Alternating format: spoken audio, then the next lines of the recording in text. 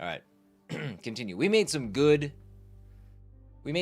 progress on Monday. We did. And I found a new approach because of all of the stuff that we've unlocked through the mind map. There's tons of conversations with people that we can have that we haven't yet. So I'm gonna go south. I'm gonna go as far south as I can. We're gonna do this in a somewhat. We're gonna go all the way to the graveyard. We're gonna go there, look around. I don't think there's a spot to wait, so I think the graveyard will be kind of short-lived. But we're going to do this in kind of an organized process to have any new conversations we need to have. 8:11. So we can get to the graveyard in 11 minutes. Again, I don't think there's anything else here, but because it's the first place we're getting to, let's look around. Now, we did have a bit of a bug in the graveyard last time, so I'm going to check and see if we go north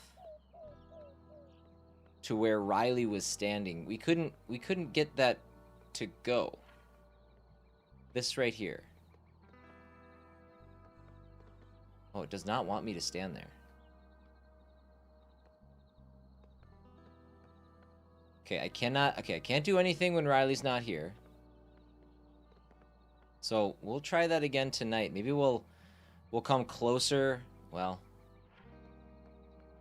we'll see. I'll just keep it in mind. Maybe we can get more context as to what's going on, and that'll push things forward. Something feels a little weird about that. Okay. So, graveyard is good to go. Let's go back to max gas. I don't think there's anything else we can do there, because that's kind of where we discovered that there's... we learned a lot from Maxine.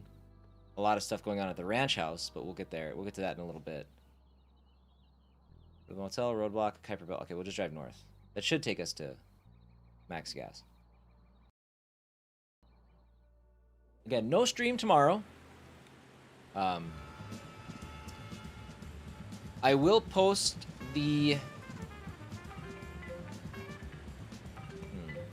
Let's answer it. Let's see what conversation we can have with this guy. I will post the vote tomorrow evening, as I normally would. I'm going to keep that the same, and then we'll have all the way through to Friday, because we are doing the variety stream on Friday, so I can remind you guys to vote then, too. My name is Percy Rugger, and I'm a senior sales executive at... I have a question first. Gideon Fink, okay. Let's ask him about Gideon Fink. At your service, as they say. What can you tell me about Gideon Fink? Interesting question, Mr. Harrow. First, though, I need to know your relationship to this person, you know, so we can avoid any conflict of interest. I thought you already knew every detail of my case. Mr. Harrow, the agency has insight into publicly available documents only, and the name of your therapist is not included in them, for your own protection. Okay. But when we take over your case and sign the necessary contracts, we will be able to request access to all court documents. Until then, please provide me with the name of your therapist so we can start building a case. Today. Now. His voice acting doesn't match up with the talking. Talks of having us work Saturday, but we told them to go themselves. Strong words. But I don't think there's any denying that they know you don't want to do that now.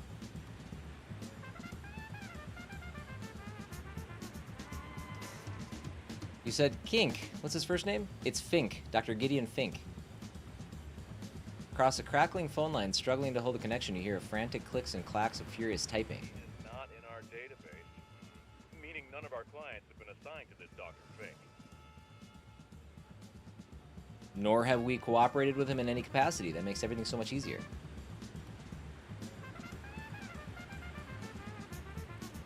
Are you thinking of filing a complaint against him or his practice with valid grounds? That could greatly strengthen your case. I just wanted more information about him, not a lawsuit.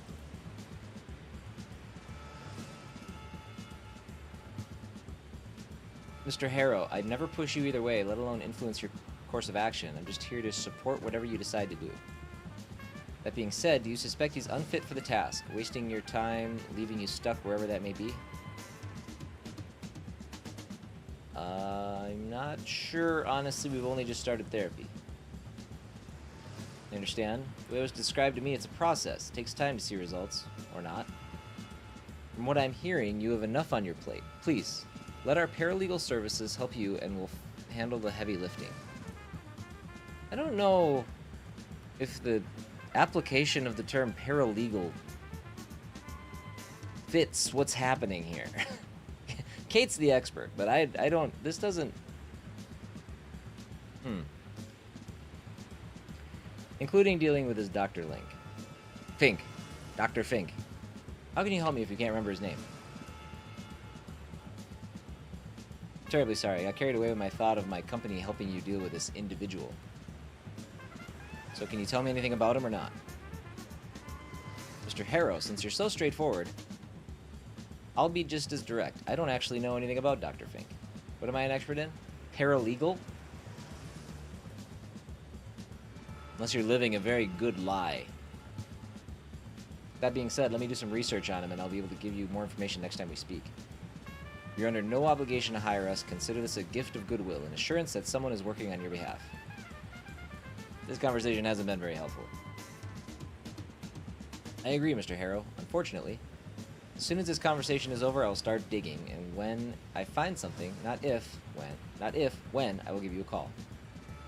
The mysterious doctor practically reeks of litigation. We will uncover the truth behind Dr. Pink in no time. Ka-ching of money is back in his tone. It's Fink. Right, my bad. Excitement and all that. Until such time, Mr. Harrow. Shoes. Oh, I don't know. He keeps using the term paralegal, and I just think he's not... I think that the terminology is not right. And I agree, Lone Wolf. If it's been established, like, months in advance that, yes, you have to come in on a Saturday after Thanksgiving, that's different. But to drop it on you the week of, yeah, good luck.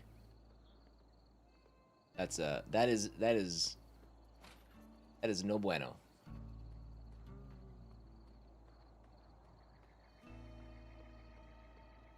You could ask for, like, volunteers if, like, people have nothing going on, but don't make it an expectation.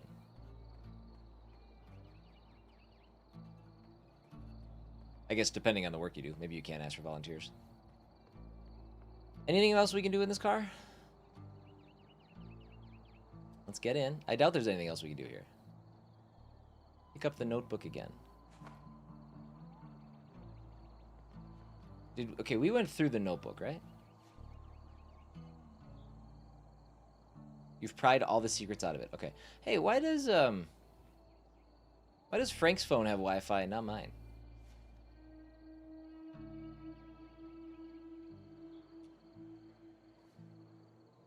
Oh, okay. That's why. Even those 3 bars are locked behind a password. Okay, so we gotta find the password. Well, actually, no, I mean, I don't know. Maybe we don't need it. I'm not sure. It's like a weird, like, we should be thorough thing. Hey, Max. What's up? Okay, now we get to hear this conversation, because we just learned last time that they were both in here at the same time.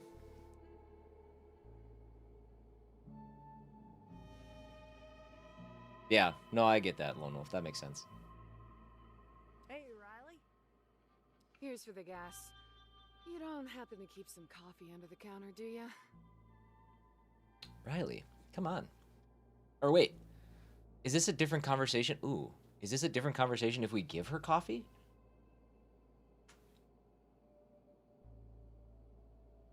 No coffee, sorry. I got a couple cans of Mega Jitter in the fridge if you're that desperate. Mega Jitter. Nah, those make me twitch like Uncle Ben on a clean day. I'll pass, thanks. Uncle Ben on a clean day? See my brother around, by any chance? Yeah, he's right here in his... She turns to point to the garage, her eyes widen, she stops mid-sentence. Okay. We talked to her before and she had this revelation while we were having a conversation. She thought he was here and he wasn't. What the? Disappear. Left without saying anything, huh? Typical Frank. I might have to like start taking notes. Nah, there's only one road out of here. He couldn't have driven off without me seeing him. Hold on, I'm calling.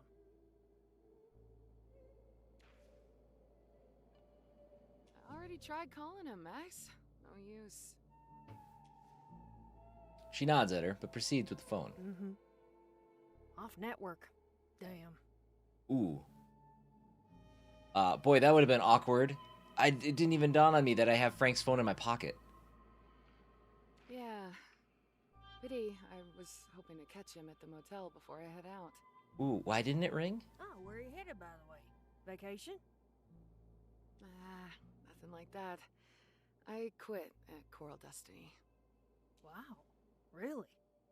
Yeah, I just need a change. Ooh, thought you'd never leave. I didn't think I would either, but here we are. Anyway, I'd rather not talk about it. I just wanted to say goodbye to Frank before I leave. You know, we've been at odds lately, but I hoped... The sentence trails off, leaving the thought unfinished. I know. He's not at the motel, he's not here, so probably drove to Bothwood. Yeah, that sound like him, but still, I swear I've been standing right here looking at the only road the whole time. And I didn't see or hear him leave. No sound, no dust, no nothing. I went outside about an hour ago, maybe half an hour, talked to him. He was fixing to need his car, and his blue pickup was still parked there. Well, couldn't he have driven it the other way? Into the mine pit? I would have heard that for sure. Besides, the fence is intact. She looks towards the pit. Weird for sure, but it's Frank. There's always some sort of twist. They both fall silent for a moment. Let's continue listening. Hey, I know. Let's check the security camera footage. We'll see when and how he managed to disappear. Oh, great idea. Let me see. This is interesting. Need admin access to rewind. Just a second, need to log in. She starts typing on the keyboard and mumbling to herself, probably trying to remember her password. This game does a good job of dropping subtle hints throughout the discussions, because Maxine did make a point of saying, like, she saw us pull up in our car or whatever. She's like, oh, city folk or something. And she referenced the security system, and it just seemed like a passing thing that was not going to be important. But here we are now. The security system suddenly is playing a role in the story, and they've done that a couple of times in just the most subtle ways, which is really, I appreciate it. I think it's really cool. I think I added some numbers at the end. She mutters to herself. Oh, shit. Rain. And I'm on a bike. Ah, sucks. You in a hurry? Not really, but I am now. I wanted to stop by the cemetery before I continue on. Okay, cemetery. Ah, tough luck. Till the rain stops, it'll probably be night by then. Yeah, not the best time to visit the cemetery. Ugh, just my luck. Anyways, I'm logged in now. Want to come behind the counter? Oh, wait, I'll just angle the screen so you can see it. Good idea. That way I can see it too. I love how they haven't acknowledged that I'm here. No need, I can see everything fine from here. Alright, let's rewind. There he is. Stop. It says 7:55 p.m. That's only half an hour ago. Okay, so that's 5 minutes before the loop starts. The careless driver and his blue pickup appear on the screen. Let's fast forward a bit. Alright, let's see. He fast forwards the video for no longer than a couple of moments, and the careless driver, as well as his pickup, disappear from the Wait, video. What? He just vanished. What? How? I don't know. There's no way. You must have misclicked or something. Time paradox. I didn't. Look, it says 8 p.m. right there. Go back a little. Maybe we missed something. Okay, let's go back. 7:59, and there he is again. She presses a button. Played at half speed. Alright. She plays the same part at half speed. Unbelievable. 8 p.m. on a dot, and poof. Weird. Oh my. She laughs nervously. My brother's nuts. I can't believe he hacked the security camera. Why would he do that? I don't know, but I bet he wasn't really even there before 8. So you think I imagined it? I know what I saw. Yeah, she said she saw him. No, I'm just saying, Frank didn't just vanish into thin air. There's gotta be a rational explanation. Well, I don't have one, but I know what I saw with my own eyes. Maybe the footage skipped into another date or something. Let's rewind a bit more just to be sure. Well, it's say 8th of August, 2027 right there in the corner, but let's try. There's our very specific date. So we've finally got an actual date. 8th of August, 2027. She starts rewinding the footage. Look, 7:41, and that mirror right there as I remember it. I stepped out for some air, asked Frank how he's doing. The clock on the screen keeps ticking backward. Around 7:25, Jason Burns briefly appears in frame, walking out of the gas station in reverse. Wait, who's that? Just a rando customer dropped by to ask something. No idea who he is. She's stumbling over her own words. Is she hiding something? Again, we've been here for 12 minutes, I think. 8:15, I think, is when we got here. And they still haven't said a word about me being here. Oh, all right. You look kind of familiar, but I must have mistaken him for someone. Well, anyway, I don't get it. Frank couldn't have just sunk into the ground. I'm telling you, something strange is going on here. You know, my dad has been disappearing from our house lately. What, Walter too? Well, not like this. He just somehow escapes the house while I'm at work. That's insane. Doesn't it freak you out? Well, he usually comes back on his own, but he never tells me where he's been. And I'm bloody worried something might happen. He's 86 after all. Oh, well, of course you're worried. That's crazy. Yep, he's done it again today. I asked Alex to look for him, but he's too busy with his project to leave the house. So as soon as that roadblock is down, I'm gonna close here and go look for him. But how does he exit the house on his own? I don't know. We got a fancy new door, we boarded up the windows, but it doesn't help. Pops has a secret way of just disappearing. Alex has some theories. We've done so many of these things so many times that it's just, I don't know if I accidentally put this stuff off. Not I couldn't have, because a lot of the mind map is tied to it, but it's really well constructed. Don't get me started on Alex and his theories. Yeah, I know. But Frank disappearing like this? Even Alex would be dumbfounded. She looks toward the screen. Come on, it's not some paranormal thing. Frank's messing with us. I'm sure he's swapped the footage or something.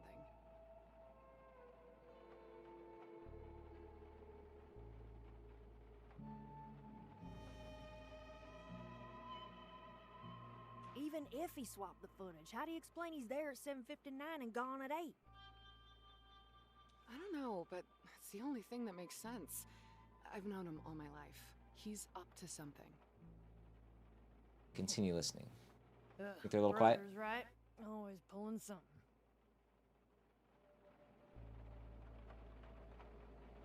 Yeah, no kidding. You never know what you're gonna get with him. And somehow they always manage to get away with everything. Tell me about it. They Let me know if drive that's you better. Crazy, but you can't help but care about him. Right. You try to look out for them, but they never listen, yet they expect you to be there when things fall apart. True. To be fair, Frank was there for me for 7 long years after Mom died, while we were living at the motel. I was a difficult teenager, let me tell you, so you have to give him that. But ever since... I'm gonna check something real quick. Audio, master volume, voiceovers up, and the music down, ambiance down. That's probably fine.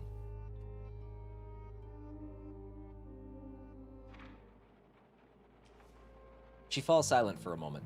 Yeah, it changed him. You know, he's a good mechanic, but lately it's been a pain working with him. There's no such changes with Alex. He's been the same old lunatic he's ever been. A few more wrinkles, a little less hair. That's the only changes I see in him. Well, consistency does count for something, even if it's consistently chaotic.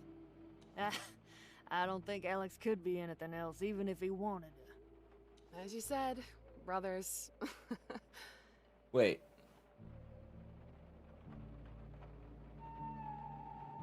Wait, Frank and Alex are brothers? Well, family is family. Maybe it's on us to figure out how to accept them for who they are. Wait, are they sisters? Yeah, I don't know about that. When someone crosses my lines, I, cut them off. Maybe that attitude is why a hot girl like you don't have a boyfriend. Or wait, Frank, no. Yeah, right? It's definitely not that, trust me. And I'm far from being... Oh, she laughs nervously. I'm far from being a girl, Max. What? Oh, come on, take the compliment. I'm 9 years older. I wouldn't complain about being called a girl. So, what's the reason then? I just haven't really been looking for a boyfriend. What about you? Anyone special? Whew, I wish.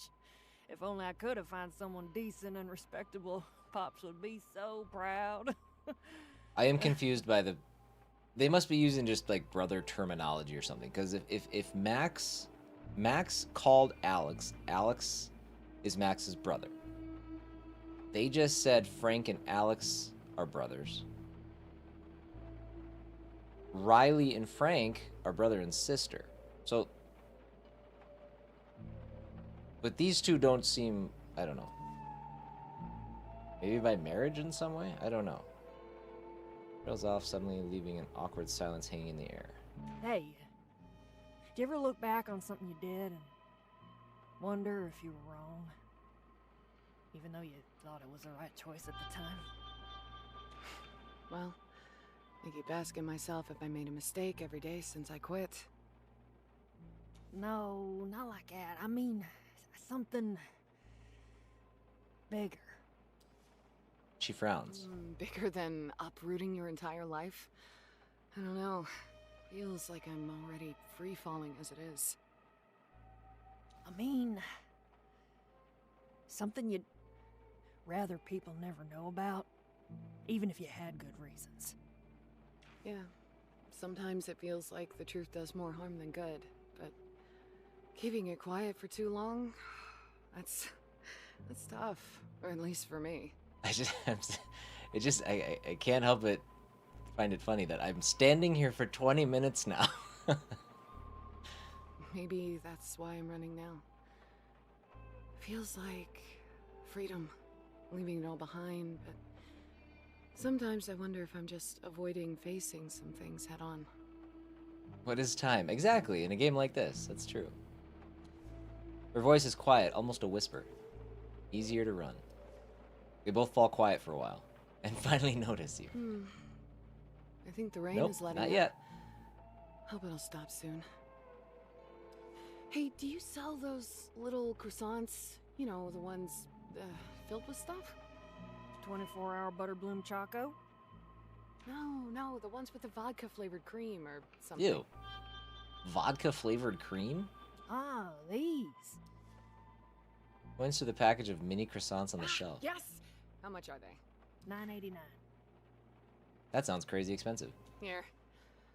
Anyway, I'm glad we ran into each other, even if it was just in passing. Yeah, everyone's leaving one by one. I get it. Oh, yeah!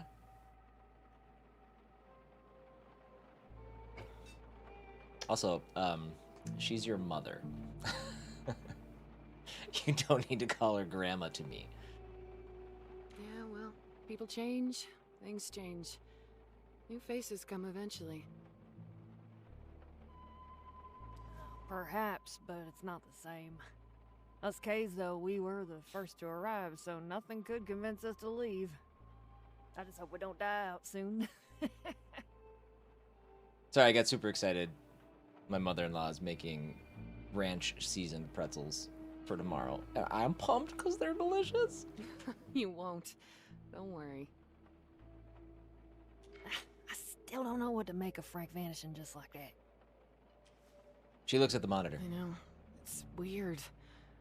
Gotta admit, something feels off. So what I need to do now, tomorrow, or next loop, I need to get her coffee, have our conversation, and then come back here and try to experience this conversation and see what's different about it. I just have to see it once more. She starts fiddling with the footage, playing it forward and backward every time. As soon as the timestamp reaches 8 p.m., the careless driver and his pickup completely disappear. It's no use. Won't find anything new. You're probably right. Oh, the rain seems to be stopping. I won't keep you any longer. Have a safe trip. Still very much looks like it's raining. Thanks. They share a long, silent look, the kind only possible between the two people who couldn't be more different, yet have known each other forever. And then... Am I a ghost? She walked right through me. The loudest thunderclap strikes as if triggered by it. They both unfreeze, ending this heavy moment. Welcome to Max Gas. You need some help getting gas in that city car yard, or you want something else? We got Do you no know booze, Jason mind you. Burns? We got time to have these conversations, I think. Because we're going to go to the cemetery next and see if we can... Hopefully that bug was caused by me being there first. Pardon me, who now? Memory updated.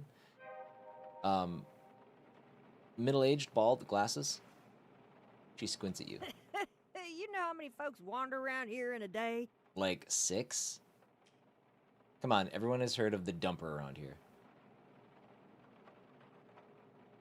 The look she gives you could curdle milk. Like you just dumped something grotesque right there in front of her. Listen here, I don't know this fella, don't know him. End of story. Now, are you buying something, or you just here to ruffle my feathers? Fine, give me a 24-hour butter bloom choco. Not any dime. Well, that was a pretty emotional response for simply not knowing who you are talking about. Something's going on here and she's hiding it. Any chance I could get the Wi-Fi password? Are you gonna buy something, or what? Is that like a requirement for the password? Also, I just bought a bloomin' choco thing. Well, it'd be nice. You ain't just here to gawk, are you? Don't you go get all riled up. I got the password here somewhere. It's T3ST exclamation point X5V3R1TA5. Testix Veritas?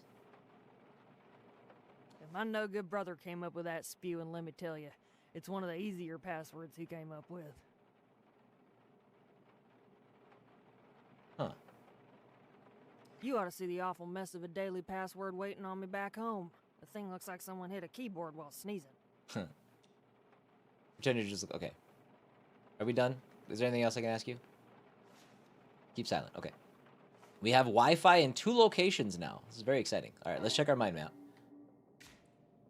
The CCTV footage from the gas station shows him vanishing at exactly 8 p.m. It actually makes sense. He might have been there in the first loop, but not in any other.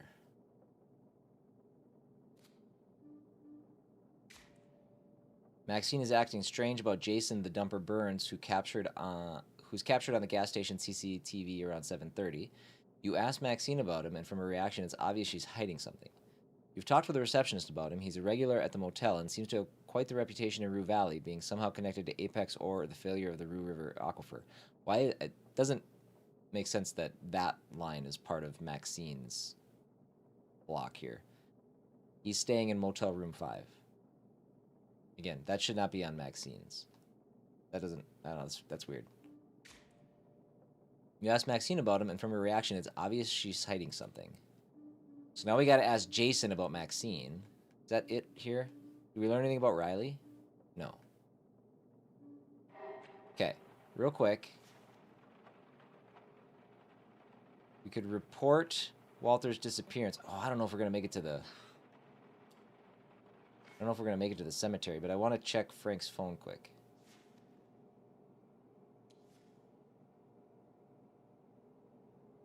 Maybe the pin is connected to Judy somehow?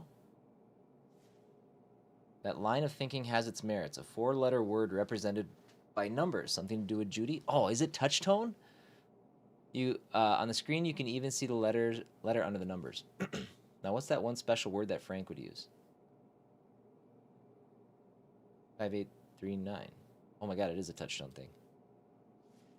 Finally, the generic lock screen fades away and you can almost hear the pixels screaming as they die. I gotta stop getting distracted. I needed to go to the cemetery, and now I've gone down a different rabbit hole.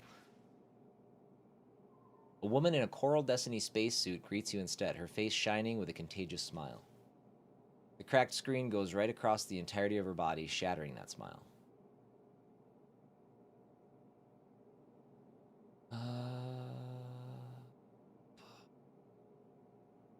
Where does this path go? I know, right?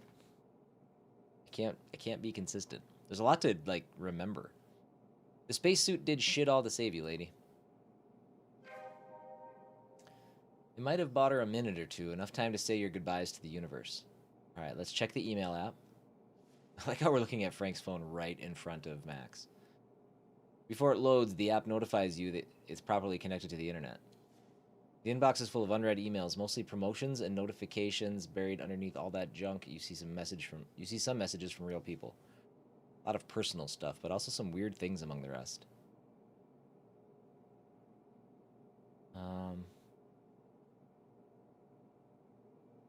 Check how many mails there are. You scroll and scroll. The list seems endless. You'll have to come up with something else. Look through the promotions. A list of offers from online shops, mostly for car tools, spare parts, and radio equipment that seem to go on forever.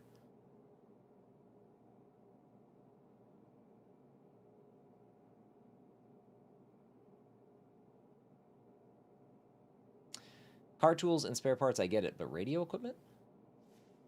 So quiet here. Like in chat or in this gas station? Both are accurate. Quiet day. What? A man can't have a hobby? Alright, let's see. Let's get nosy. Let's get into the personal stuff. If you were hoping for a treasure trove of information, there's only disappointment here. Seems like Frank's not too keen on emails. I would never say it about chat, and that's why we love you, Timmy. That's why we love you. There's a message from a familiar name, Ben Fleming, and another from Rosetta Simmons. What's Ben up to?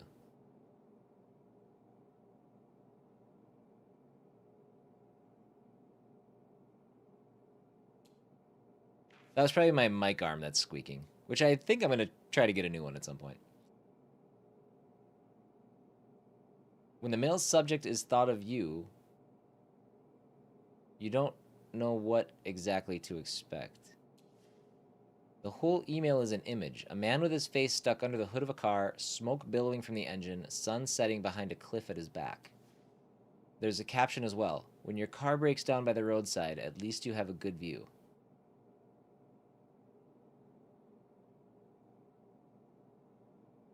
A felt mic arm? No. No, no. All right. No, I'm not going to explain that. Well, at least Ben is trying to cheer Frank up. What do you know? Maybe Frank likes dad jokes. Who the hell is Rosetta Simmons? Frank, you're still not returning our calls. Hope you're taking care of yourself. Paul and I are coming to the valley for the anniversary. If you can't be at the memorial, let us take you out to dinner at least. At the memorial. She might be gone, but you're still family. Is everybody in this town related to one another? So Ben and Judy are family? Did we know that? Oh, that's Judy's mom. And a classy lady at that, wanting to take Frank out to dinner. Let's open the strange emails. There's a number of emails with the exact same subject, and you're not sure if they're part of a chain or different emails.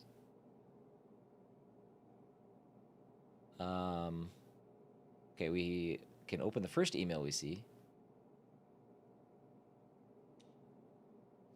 A mail from 112524_11125 says, if you are right about the source of the signal, we discovered something big. Big. I'll expunge this whole account. You do the same. Before deleting the account, remember to manually delete the whole archive. Source of the signal. For once, Frank's carelessness works in my favor. Before you go all smug face... Wait, there's even more. Frank sends another email straight after the last. We have to continue listening to this signal.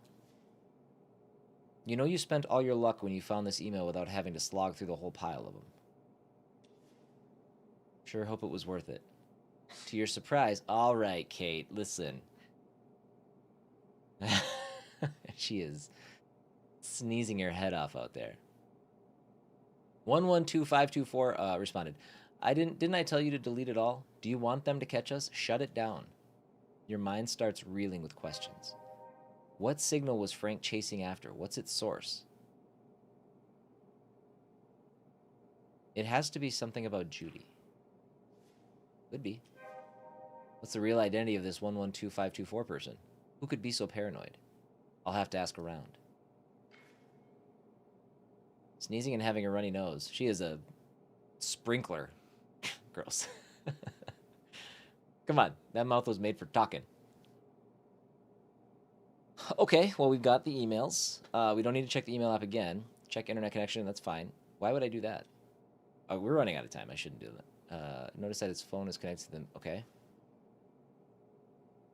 Browse through the text messages. We're never gonna make it to the cemetery on time. You're assaulted by a seemingly endless list. Most of the texts have never been opened, as signified by a little number in a bubble icon. This is like looking for a needle in a haystack without even knowing for sure there's a needle in there. Maybe check the top first? Let's skim read the contact names. The vast majority of which are unknown numbers. Seems like Frank isn't a paragon of organization. Those few names you do see are obvious nicknames. Some familiar, some Smiley Riley, Old Man B, Double T Please, Shrink Fink, Boss Lady.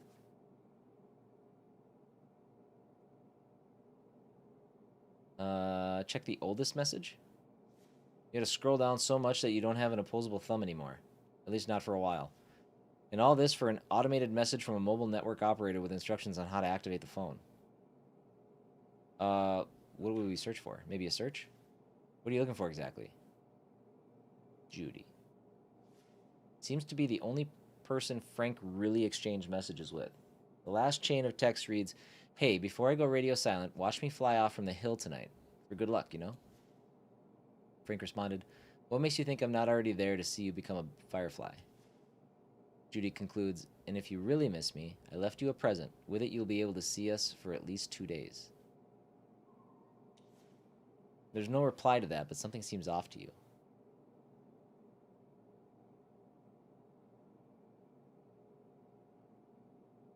Hey, bird.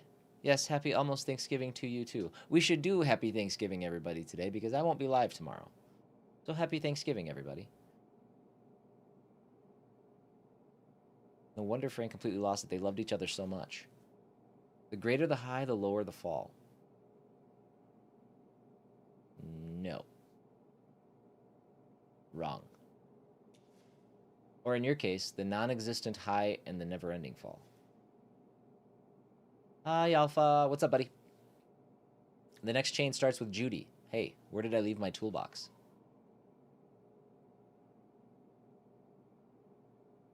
Frank never responded. There's just a gap and another response from Judy. What's it doing in there? Never mind. Thanks. Dig deeper for the juice. At first, it seems to be more of the same. Expressions of love mingled with mundane, everyday chit-chat. What catches your eyes are apparent lacunae in the conversation. I don't know what that word is. Lacunae? Like rogue virtual black holes just opened up, swallowed them whole, and vanished. That must be weird, like another word for gaps? Alright, devs, come on. You don't need to flex your vocab at me. Frank must have deleted some messages. Seems some words never stop hurting, even if they are just virtual. But were they fighting, or just expressing their love so profoundly that it turned to post-mortem pain? Before you know it, you've reached the end, the first message that Judy ever sent to Frank. I had a blast tonight. Are you free tomorrow? I'll take you to a hill. We can watch the stars together.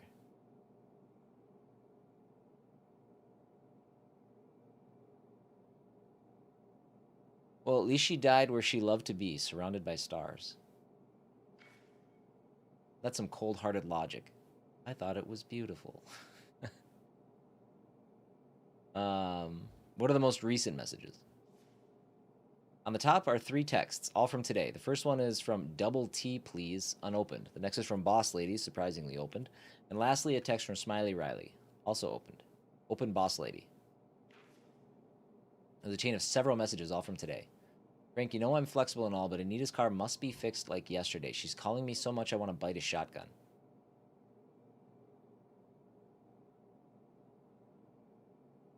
Repairman. Repairmen never change. Oh, interesting. There are more texts in this thread. Want to see them? Yeah, let's read further. Earlier today, call Anita now. It's urgent. There must be something interesting in there. We're cutting it close. I mean, we can pick this up tomorrow morning, or I shouldn't say morning. The next loop, like right when we get started. As far as you can skim read, it's all about work, but you do see Frank has very flexible working hours. Okay, since I'm here, continue exploring this thread. As the thumb glides across the cracked screen, you scroll down, and finally there's something. A text from some weeks ago. Listen, Frank, I've got 3 cars that are rusting here for 3 fucking weeks. If you don't want to work, just say so, and let us part ways. And the best, juiciest thing, Frank didn't even respond.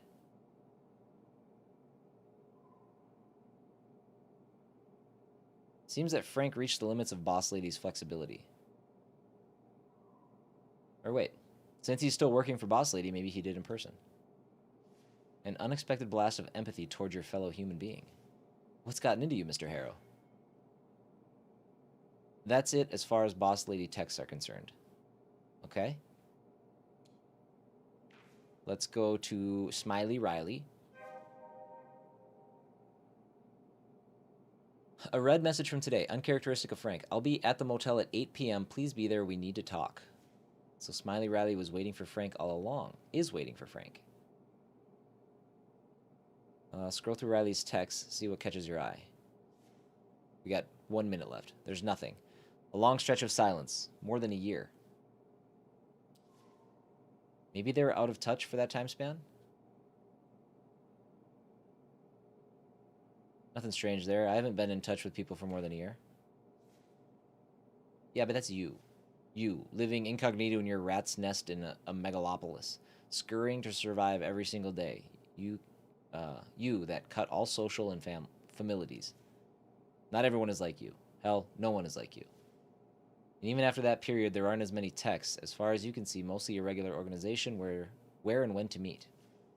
One or both of them must hate texting, or they weren't that close. Dig deeper.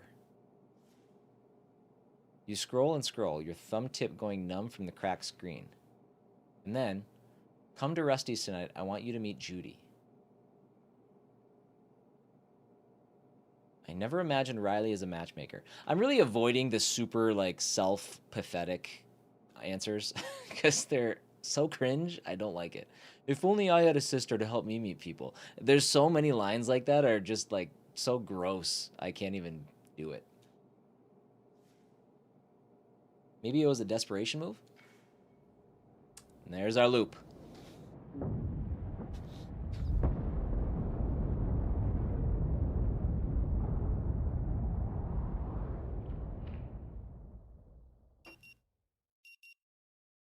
All right.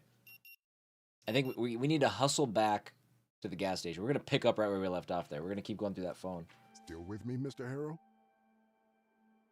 Technically.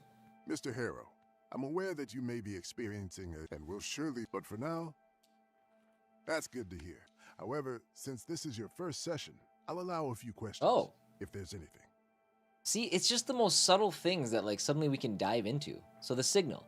Do you happen to know anyone whose email is 112-524_11125 @email.com? Pardon me? Could you repeat that? Impatient. 112-524-11125 blah blah blah blah blah. Dr. Fink sighs, clearly unimpressed. Mr. Harrow, if you're not going to take this seriously, then neither will I. Pardon me, I'll repeat it slowly this time. His gaze, shadowed beneath those bushy eyebrows, is as steady as the pen resting in his hand. 112-524. Starting to write it down, he does so painstakingly number by number. Underscore. Carefully, the line is drawn beneath. 11125. At email.com. Got it. He pauses for a moment, his eyes fixed on the notes, a flicker of curiosity in his gaze, or maybe it's just your wishful thinking. No, I'm afraid that doesn't sound familiar at all. Why exactly are you asking me this? What does it have to do with our therapy? I didn't know if it had anything to do with it or not. Had to ask you first. Well, since I don't recognize it, we can assume it has nothing to do with anything relevant. Let's get back to your therapy, all right? He glances at the clock as All right. always. That's it. You should go and check in at... Okay.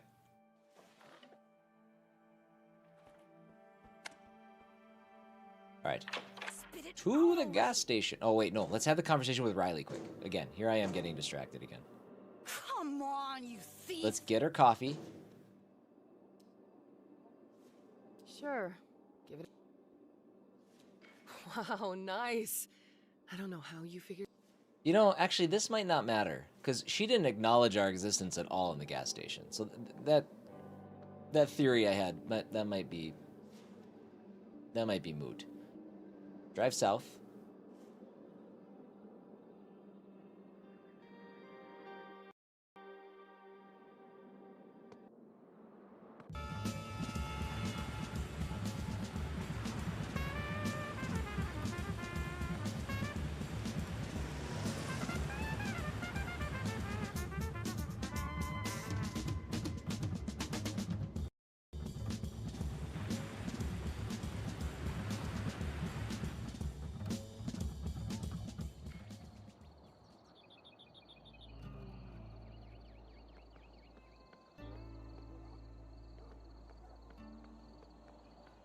Okay. Judy's not here yet. She should be showing up shortly. Which is fine. Because we're just gonna do Frank's phone. Wait, what's this? Oh, we got Riley stuff. She was, and every loop still is, waiting for Frank at the motel. Oh, we got stuff up here. Oh, we have a new intention. Do we? Oh, we wrapped up. Okay. You managed to bring the phone back to life. Unfortunately, it won't stay that way, but at least now you know where you can do it again. Okay, still got half battery, so we're good. Intention complete. Okay, zoom in. The signal. Frank was trying to catch some radio signal. The signal must somehow be connected to the time loop. He had email conversations with some mysterious person. Their email is ba-da-da-da-da. Alright, that it? That's it. Okay. Frank's phone.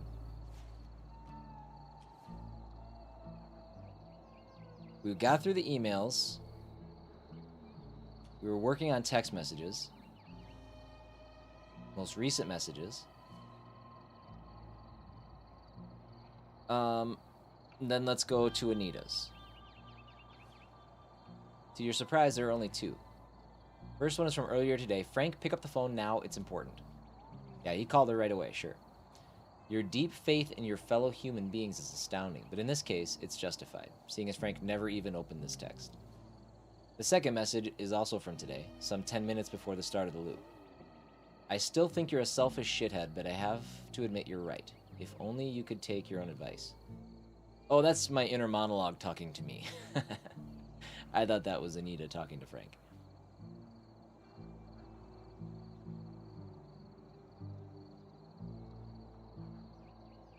Yeah, I've been known to do that, bird.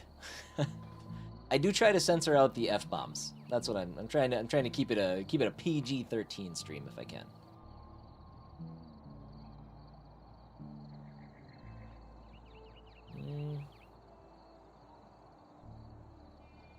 Anita didn't strike me as a person who takes anyone's advice. Book by its cover and all, remember? That's it. No more messages. Okay, I think that's it. Ha. Let's do another search. Let's try Signal. Okay, we got 2 more searches to do, and then we're done with Frank's phone. We've checked it all.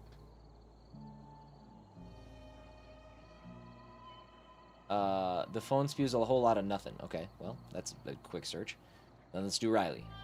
There's a message from this very evening. A red message from today, uncharacteristic of Frank. Okay, we knew that.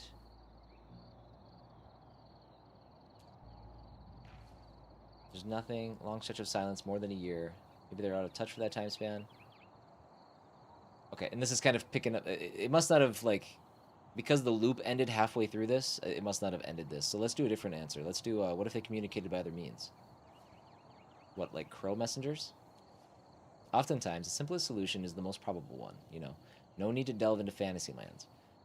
And even after that period, there aren't as many texts. As far as you can see, most irregular organization, where and when to meet. One or both of them must hate texting, or they weren't that close. Dig deeper. Okay. Never imagined Riley as a matchmaker. Maybe it was a desperation move. Okay. That should be it then. That was the entire internet connection. We could call someone. Great idea. If only you knew anyone here. Alas, it's not like you swap phone numbers with anyone. Let's go to recent calls. Your fingers hover, then dive in. You open a list of recent calls, partially obscured by a large diagonal crack on the screen. Half expecting a familiar name to jump out and offer comfort in its recognition, instead you find a blur of strangers. Names drift by, each one meaningless, hollow, just tags for people you'll never meet. The sheer randomness starts to feel personal, like the phone itself is mocking you. Just call a random person from the list. Why not? It's a loop. Who cares? We'll try it again later. Your finger falls on Old Man B. But even before the first ring, you hear, your service has been temporarily suspended due to non-payment. Please make a payment to restore service. Oh, we're not making any phone calls. Temporarily suspended? What a perfect description of your situation. Okay, now we're done with Frank's phone.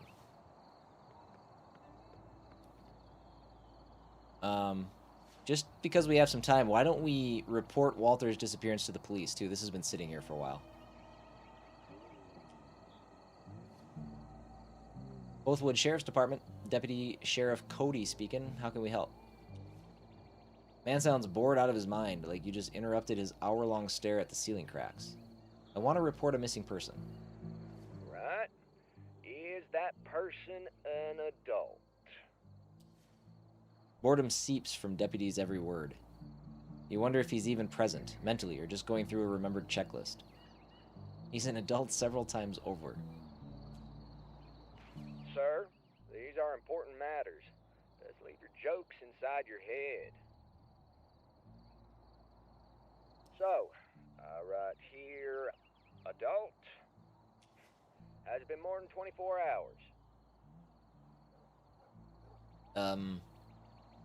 Yes? Roger that, sir.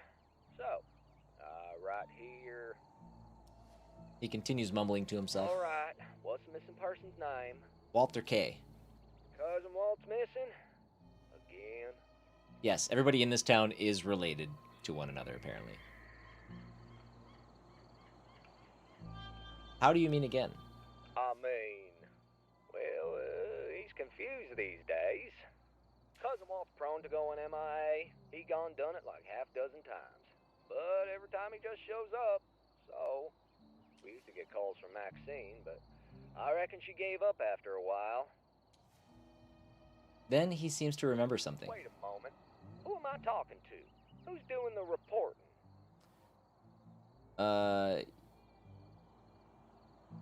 Yeah, I would rather remain anonymous. Actually, it doesn't matter. Eugene Harrow. We're in a loop. He's not going to remember this conversation anyway. Eugene Harrow. He spells out your name letter by painful letter. Wait, I've never heard Walt even mention you. Slow. Lazy keyboard clicks come from the other side, like the deputy sheriff has all the time in the world. Here it is. One Eugene Harrow, resident of Greater Gray City, MP. What the hell you doing out here, pal? What do you have to do with Cousin Walt? I'm just a concerned citizen. Oh, there's still such a thing? Within your rights, Harrow. As I've said, Cousin Walt's gone missing before, but every time he came back under his own horsepower, alive and well. But I'll do you a solid and file this missing person report. Nothing will come out of this. This man won't even lift a finger for Cousin Walt. Seems like justice in Rue Valley is slow and unachievable, even for the well-connected. Why did I even waste my time with this? You're aware you've spoken that out loud? Sir, it's your right to claim whatever you want. I'm just following procedures. Goodbye. That the line is dead. All right. We may make another phone call once we get back from our first break. Give me just a second. We'll step away for about 3 minutes. I got to send a real quick email off, so I'm going to do that. But I'll be back in a jiff. Hold, please. Okay. Welcome back, everybody. All right. Let's see. Where is she at? Oh, there she is. Now, go inside, please. If you don't mind. All right. So we've real quick. Let's do this actually. All right, let's talk to this doucher. Hello, sir. Am I... Uh-huh. My name is Percy Rugger, and I'm a... Question first, if I may. But of course, Mr. Harrow. Need to hop on another call. Okay, cool. We can expedite things quite a bit there. You have to wonder what kind of man would torture himself like this, forcing himself to see the love of his life every time he unlocks his phone. One who knew eternal love. Always a hopeless romantic.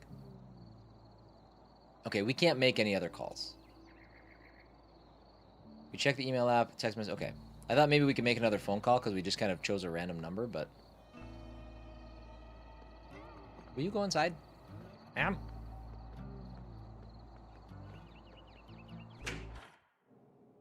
Here, let's do this. I don't know if we need to be a part of that conversation again. I don't imagine it's going to change much, but let's... How long can I wait? Sit?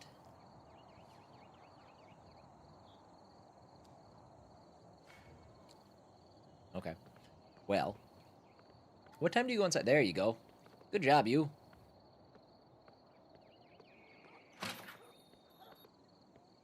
Hey, Max. What's up?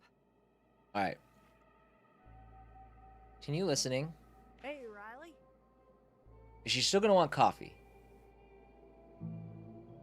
It's okay. Here's for the gas. You don't happen to sell those Whirlmate toys, do you? No, sorry. Feeling nervous? Just a bit fidgety. See my brother around by any chance? Okay, so a subtle change. She didn't ask for coffee this time, which makes sense because we got her coffee. So I think I've heard this part already. Can I wait until she leaves? That's kind of what I want to do now. I kind of want to handle things here on the south side of the motel. Okay. So it's sitting. I guess I thought every time we sat down we'd be able to wait. Let's do this then.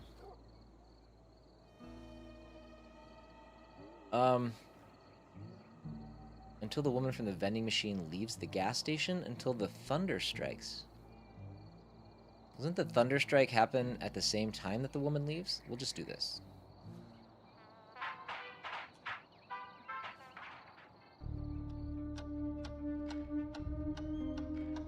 I don't remember the lightning strike time, for sure.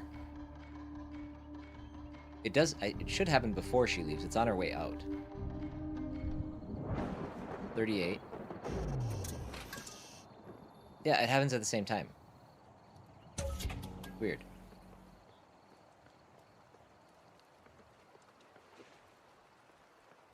Look how fast she takes off, by the way. That's reckless. To the cemetery. Drive south. We're gonna let her get where she needs to go this time.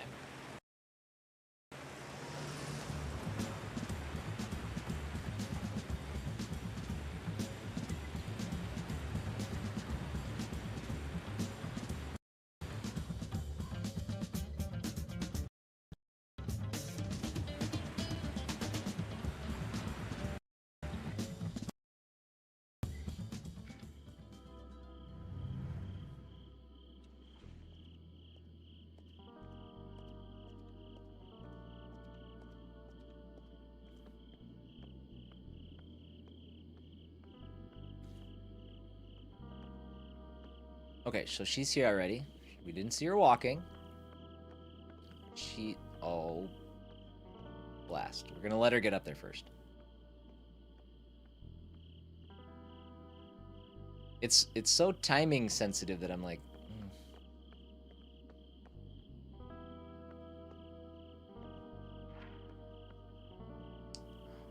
Dang it, we did it again. Shoot.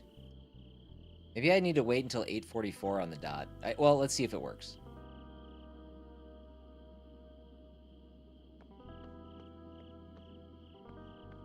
Yeah, it's doing the same thing. Okay, let's do this. Let's get... I wish I could select how much time passed. I don't want to go into the loop ends. So 8:44.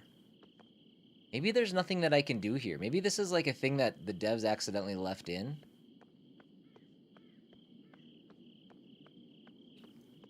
It's bugged one way or the other. Either it's bugged to make process or like progress, or it's bugged and it's not supposed to be there and it has no effect. So I'm really hoping it's the latter.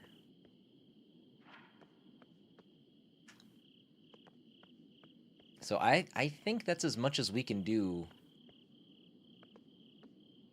Oops, let's not use that. I guess we could maybe... I don't think we'll make it... We won't make it back to the gas station. I was just thinking I could maybe ask Maxine about that email.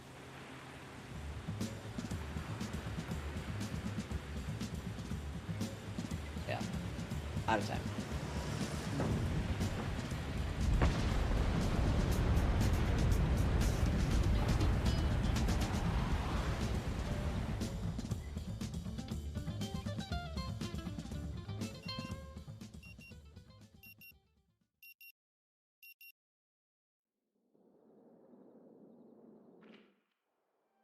Still with me, Mr. Harrow? Barely. So we Mr. really Harrow, didn't accomplish I'm aware much that you may on be that loop. experiencing a slight lack of motivation right now. And we'll surely be coming back to this condition but for now, that's good to hear. However, since this is your first... No questions, gotta go. Okay. I'll break you open if I have to. We did that with her and she didn't reveal anything. Let's... Give me my coffee, you jerk! We did the window thing before. Pressing your face against the window, your leg twitches uncontrollably, refusing to settle down. The blinds obscure most of the view, but you catch a fleeting glimpse of the doctor, but you can't get a clear look. Through the blinds, you can see the good doctor still seated in his chair, but something else grabs your attention. You're so used to the relentless barrage that the silence hits you even harder when it stops. Just what do you think you're doing? Oh yeah, this was probably not well thought out. At least the vending machine got a break, though not the kind Riley had hoped for. Oh, just checking if Dr. Fink is still in there. Didn't you just escape Fink's shrink office? Already itching to go back? Well, I'm fully dedicated to personal growth, and I'm at a point where moving on has become absolutely essential. Good for you. That peeping Tom act isn't exactly comforting. But hey, you do you, I guess. Well, you might want to wait until no one's around. Besides, the doc doesn't exactly seem to be in a hurry at the moment. Okay. Spit it out already! We did look through his window when Riley wasn't there, and I don't know if we're gonna experience anything different. Come on, you thief! All right, let's talk to Robin. We haven't spoken with her in a little bit. Yes, your colleagues already suggested I reboot the modem. Physical antenna. Yes. On the roof. What do you mean it's... Like a word. Oh, Hello, Mr. Harrow. How are Okay. you? Are you ready to check in? Did you ever get an email from this address? That sounds like spam, or worse, a phishing attempt. If you get a message from an address like that, the best thing to do is ignore it. Better yet, delete it entirely. It's not my problem. I'm asking for a friend. Well then, tell your friend to hit delete, no questions asked. Nothing good comes from addresses like that. Just bad news waiting to happen. I'll admit, I don't know the specific content of that email, but let me guess. They want money, right? Some kind of signal was mentioned, but no money. Signal? That's a new one. Haven't heard or read anything about that before. But still, probably best not to take it too seriously. Let me check my phone just in case. Maybe I got something similar. Nope, nothing like that on my end. Best to just delete it. Okay, well. Robin's got nothing much for us. Not Robin. Robin? Yes, Robin. I'm getting Robin and Riley mixed up. Okay, let's go up here. We've definitely got stuff that we're going to be making revelations on here shortly. Let's ask him about Max.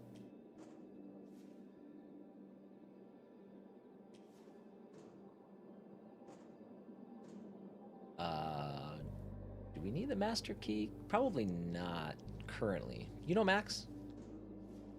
He frowns, his expression twisting into something caught between confusion and surprise. Ooh.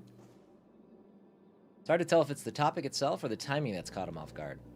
Maxine, right, from Max that Gas? Maxine. I met her a few times during my earlier stays in Rue Valley. Max Gas is the only choice in these parts when it comes to fueling up. Hard to miss it. So, why are you asking about her exactly? I'm just gathering facts for an investigation. Let's not be weird. Although I'm conducting a study is also kind of weird. Study? About what? Apex ore? His eyes gleam and focus on you.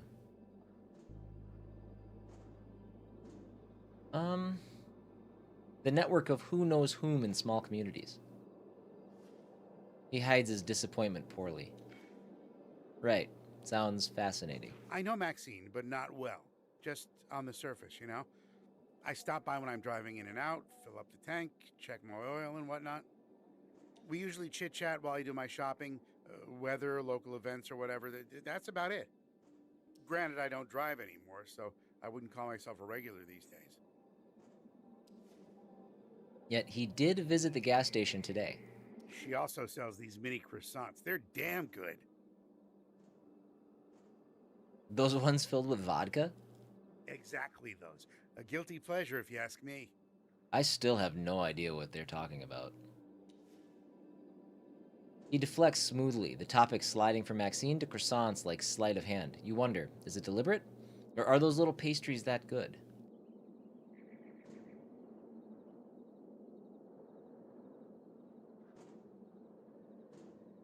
Must be the croissants. Does that answer your question? I was kind of hoping for more. Sorry, it's all I got. Alright, I won't keep you any longer. New idea gained, okay. Search Maxine's room? Is that at the ranch? What is that? You talk to him and he admits he knows Maxine, but only in passing. This is suspicious. Maybe you could find some clues inside her house. Let's commit to the bit. Give me my coffee, you jerk!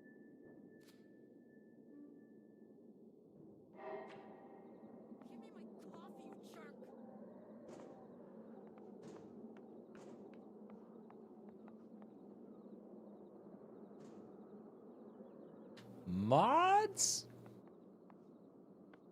Thank you.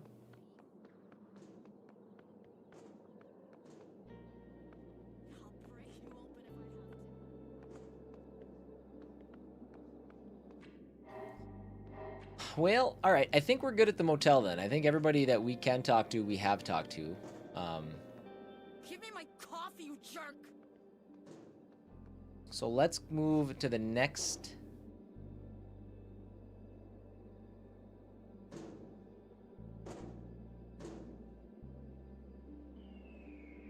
There's nothing else we can do with the roadblock. And the next spot would be Kuiper Belt. Let's just go to Kuiper Belt. Spit it out already. All good. All good.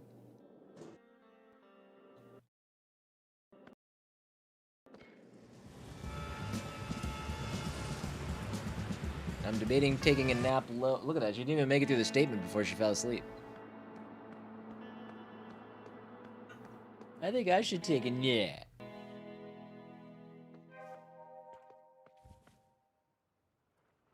Whose car is this and what should I do with it? Is this... I wonder if this is Travis's car? Is this Travis's car?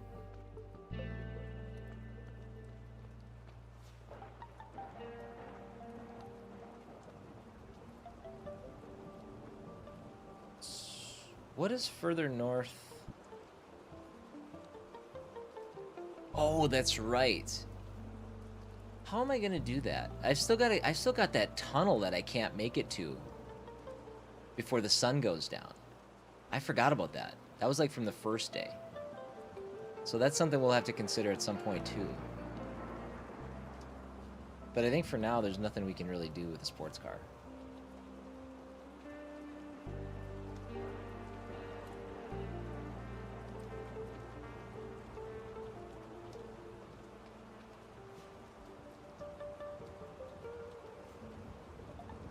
Into Kuiper Belt.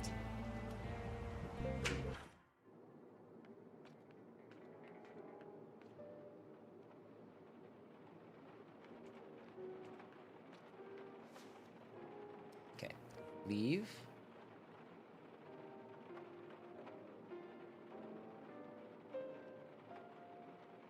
All right, let's grab a seat.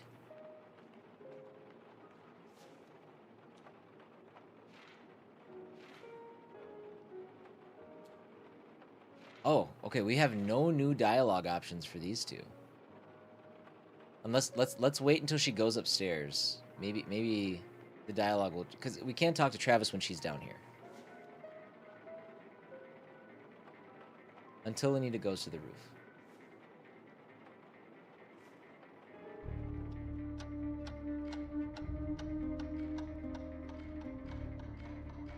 Any guesses to when I started Slay the Spire last night when I went to bed? I'm excited to hear it. I actually stayed up too late playing it too. All this talk of Slay the Spire, I booted up a game on my phone at like 9:30 and had like a really good run and didn't go to bed until 11. It was too late for me. And there's just one run. Enough for now. You've tasted simulated descent. All right, let's go talk to the boy. Welcome to Kuiper Belt. Okay, we have to have dialogue options opened up for these two now. I'm Travis, and you look like you could really use a drink. Well, I don't need to... Well, shoot. Let's talk about Gideon Fink.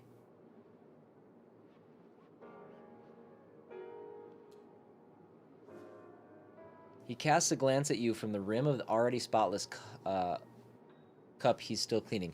Oh, hey, do you guys have any interest in me potentially live streaming the Game Awards on the 11th? I've been thinking about it. I know I used to do it, but I haven't really done that in a little while. Are you guys interested in watching it at all? Should I stream it, or do you not think you would make it anyway? It would be in the evening. 1:30.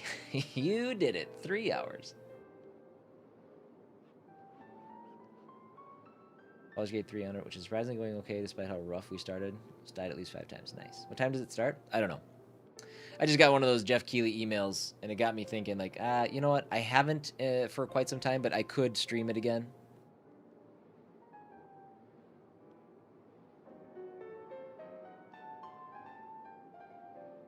He casts a glance at you from the rim of his already spotless cup he's still cleaning. Not much. Anita was, probably still is, angry at Ben for giving him a better price for a long-term stay. That's the extent of it, really. Well, there's a bit more. Let me pull up the email quick. I can tell you.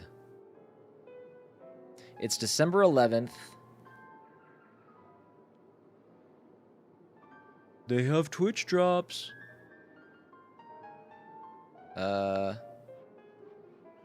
It's December 11th. Somebody might have to look up the starting time. Apparently, it's not important enough to put in the email.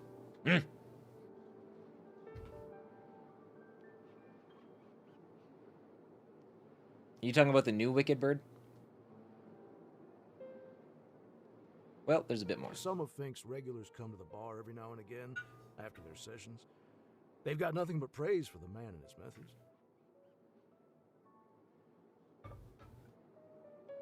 So I thought about starting counseling with him. Don't get me wrong, my current therapist is amazing, but I prefer to have sessions in person. Didn't work out, though. He doesn't take new clients unless they're assigned through the Ministry of Public Happiness referral system. So I just stuck with my therapist. So you have a positive opinion of therapy? Of course. There's that old adage, healthy mind and a healthy body. You can't have one without the other. If his body is indication, his mind is bursting with health. Don't want to sound arrogant or boast, just giving you an example from my personal life. Disclaimer done. I know it's hard to believe it when you see me today, but I was a slob, both in mind and in body. There were days when I couldn't get out of bed, didn't see the point.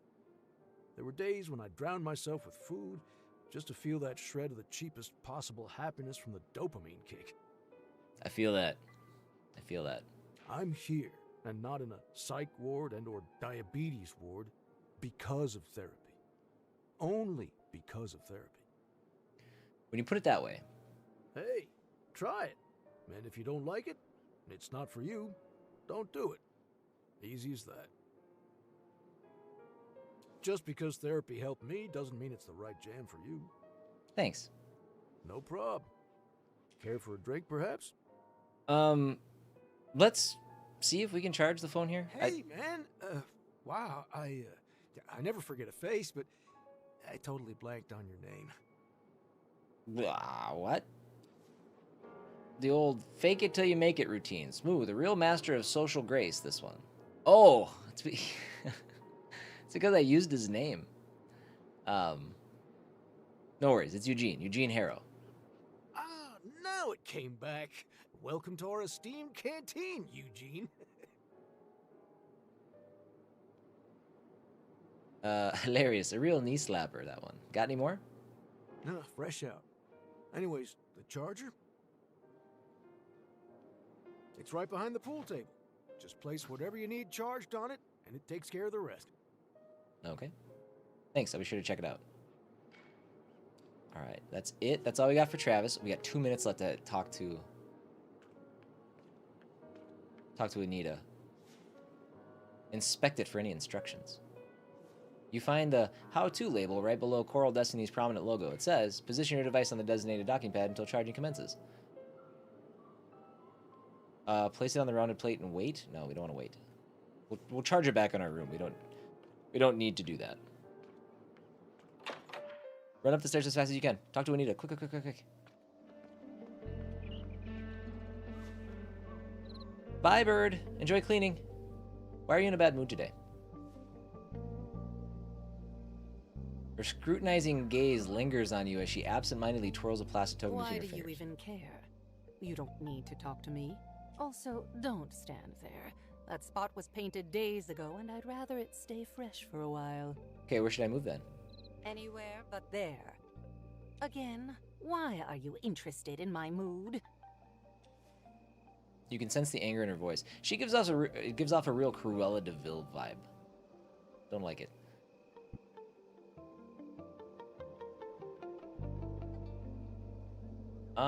Since I'll be here a while, let's go impatient. Come on, spill it out already. Hell no. Especially with that attitude. Does not react well to impatience. Noted. She stops fiddling with the plastic trinket and slips it into her pocket. Her hands go still, as if the nervous energy just drained out of them. Now, if you'll excuse me. I'll leave you be. Alright. Well, that wasn't a great conversation with her. That's fine. So we still need to work on getting inside Dr. Fink's room. Need a faster way to enter the K Ranch house. There's some... Search Maxine's room. Alright. Well, with this next loop, we're going to head to the ranch house. Okay. And I need time to just go ahead.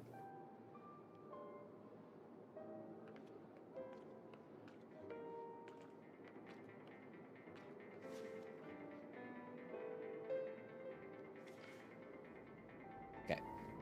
There you go.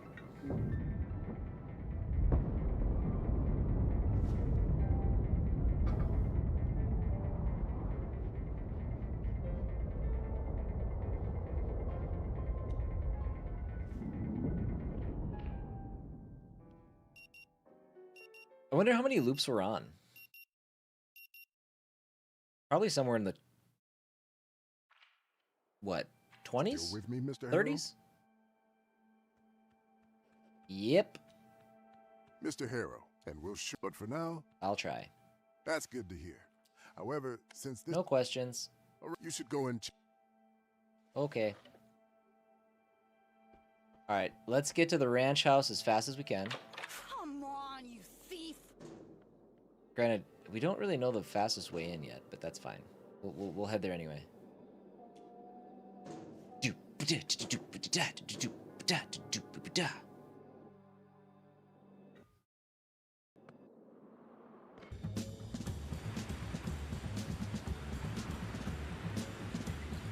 Was that spot on, or was that spot on?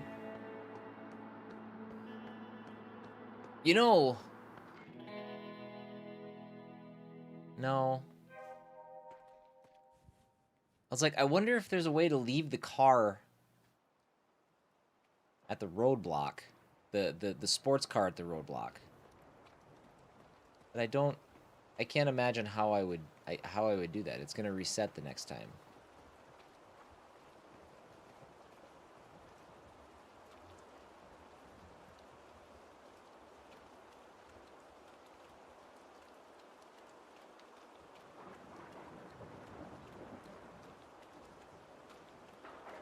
There's nothing else over here, right?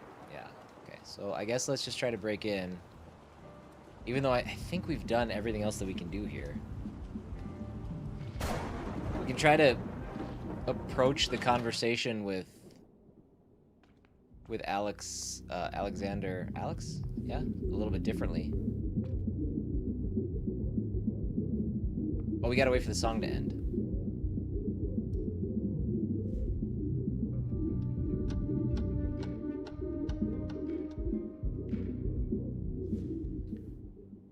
Start knocking. Pops? What's the password for today? That went bad last time. It's not Pops. In a moment or two, he'll unlock the door and you'll stare down the barrel of that hand cannon. Yep. Hands up! He points the cannon at you, his finger already on the trigger. Okay. So that's just how that's gonna end. Alright. Well, not our most successful loop.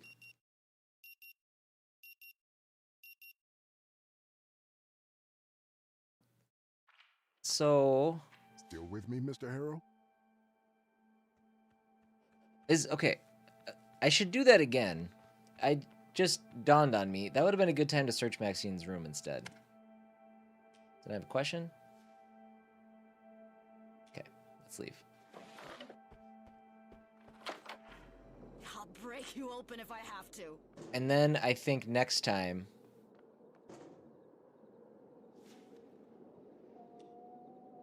we're gonna specifically set out to see when Dr. Fink leaves his room. Good fat boy lunch today, huh? Sounds good. I don't know what it is, but, I mean, can't usually go wrong with that. Do a couple pieces of garlic bread with our frozen pizza? Let's go.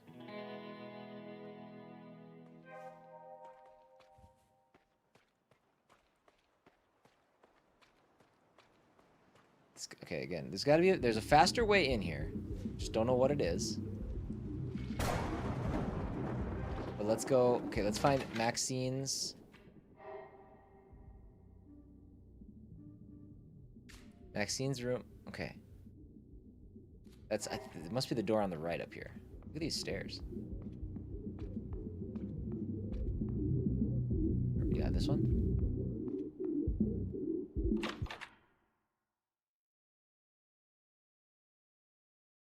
That is annoying. Well, there's 8,000 things in here. Examine the booklet. True Nature Unfolds is not a booklet at all, but a collection of folded papers. It's a warranty from the company that installed the house's front door. Oh, this is going to teach us how to get in faster, I think. For to lock door. Read it carefully. It's going to take time. Took a minute. Legal jargon sprawls across the pages, dense and impenetrable, a fortress of clauses, terms, and conditions designed to frustrate more than inform.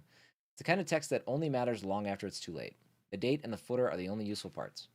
The door was installed and the warranty began on June 15th, 2027.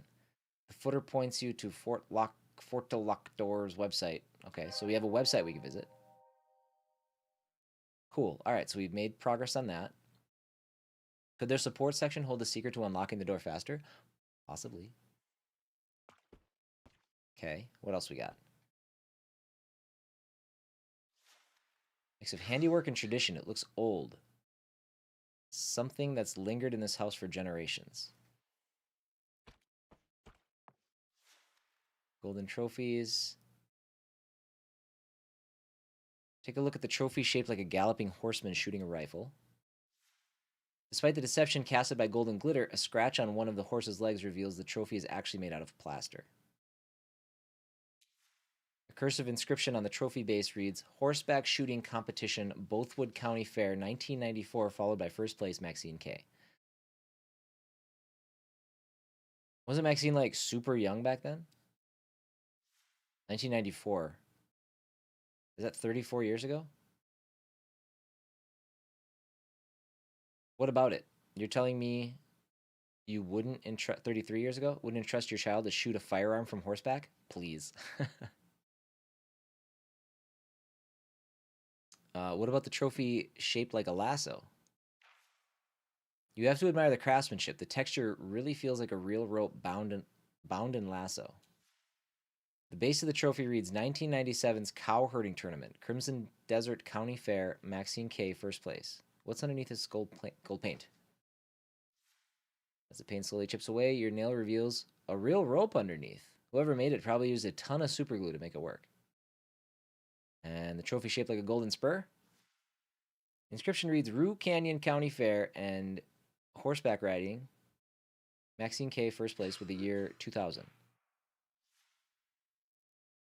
Okay, some things are just hard to kill. What's with this golden scroll trophy? There's an inscription at the base of the trophy, 1995 Stockman's Quiz, Rue Spring County Fair, then Maxine K, first place. What the hell is Stockman's Quiz? Search the internet on your phone. I don't have Wi-Fi here. Ah, yes, no internet. You could remember to check in later when you're online, but let's be real. This will be the only moment in your life that you want to find out about Stockman's Quiz. Can we use Frank's phone? And the moment is gone. See, Maxine was groomed from a very young age for a very specific way of life. One that doesn't entail owning and running a gas station. All of us are just ruins of our parents' desires. Yikes.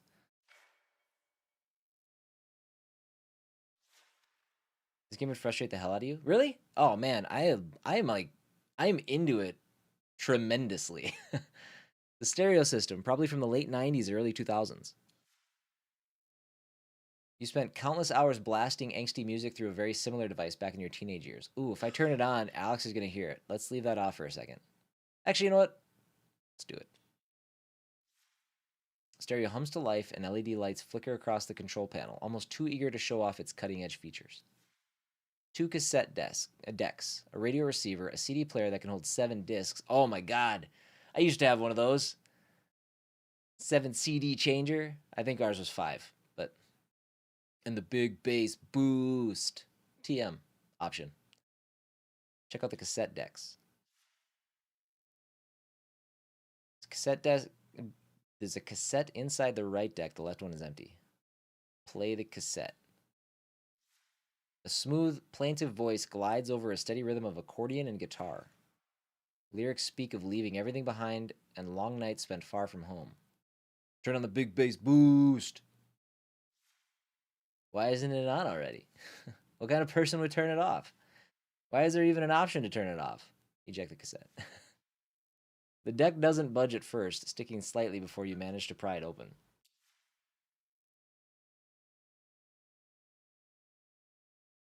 The label on the cassette reveals it's a DIY mixtape, but what was written on the label is faded and smudged beyond recognition. Let's check out the CD player. Come on, Bone Thugs and Harmony and Garth Brooks. What can you say? It boasts a 7-disc capacity. Wow. Yes, 7 whole discs. You could load up an entire week's worth of music or just let it sit there, showing off its potential. Whoever last used it clearly didn't have the vision for that kind of commitment, as the display flickers, indicating there's only 1 disc inside. Play the disc. I'm surprised. I thought there would be some sort of Alex hears you in the bedroom and will come in and blow your head off, but we'll see. The disc begins to spin and the speakers come alive with a surge of grinding beats, metallic melodies, and harsh synths screaming like factory alarms while a thunderous bass line rumbles beneath it all. Oh shit, it's Iron Wave! The beats catch you off guard, the blast from the past you weren't quite prepared for. Eject the disc. The CD tray slides out with a soft mechanical whir, revealing a burned CD. Written across the surface, an uneven marker is the note, not Gastarbeater Blues? Music from Jace? It's only when you read it again that it hits you. Gastarbeater Jace could be Jason the Dumper Burns. No, it has to be him. That is a hell of a leap. Yes, he definitely looks old enough to still be burning audio discs in 2027. Speaking of audio discs, don't you still drive a car with a CD player? If you thought ahead and burned a couple of discs yourself before coming here, you could have been cruising through the desert to music you actually like. 45. Okay, we still have a little bit of time. Bed is neatly made, ready for sleep, or simply for show. Nothing remarkable about it except that it's Maxine's and it has the air of a family heirloom. Search it. You find nothing except the nagging thought that it looks far more comfortable than a bed in your own room, despite being much, much older. It carries the faint scent of lavender and herbs, probably from a homemade softener. They really don't make them like they used to. Check out these books. We have 2 minutes. The shelf holds several photo albums. One of them is made out of cowhide. The black and white pattern is still vibrant, despite the album's apparent age. The second album is made out of a faux leather, with an even faker gold print of K Family. A crumbling plastic cover barely holds a third album, and there's a faded little Bothwood High School Generation of 2000. Thumb through. The first few pages hit you right in the feels. All of them are packed to the brim with pictures of a funeral. Well, you always have to have a strong opener. Is there anything stronger than death?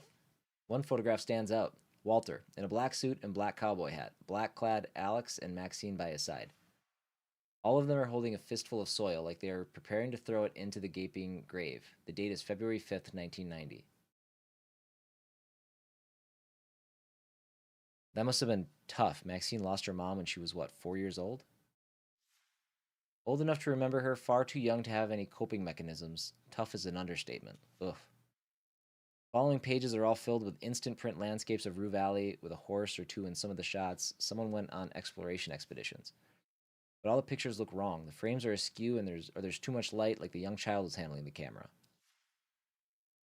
One particular picture from the series pops out. Walter staring at the endless desert, cheeks and eyes bloodshot. Below it says only Pops, 1991.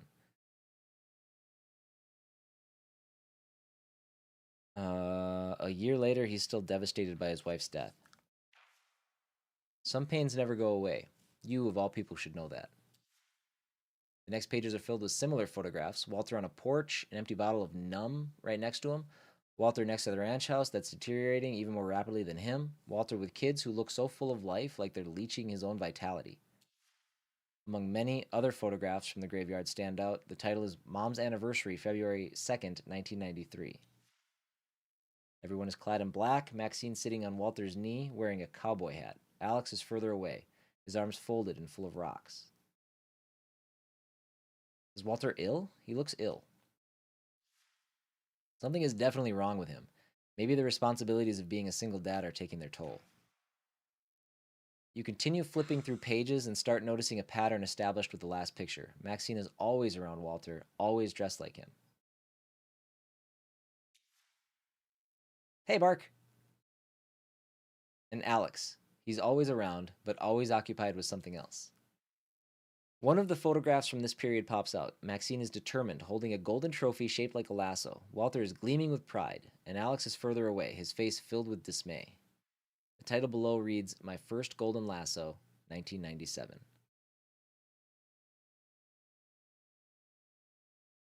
It's weird. Walter looks far happier than Maxine. Just tells you who actually wanted that trophy more. At the very end of the album, you find an ancient photograph. It's so old that it has almost utterly faded away. A horse in full gallop, a rider standing in stirrups, spinning a lasso around him. Check the Bothwood High School album. It's filled with prom photos from pimple-infested teenage faces that mean nothing or less to you. I'm assuming...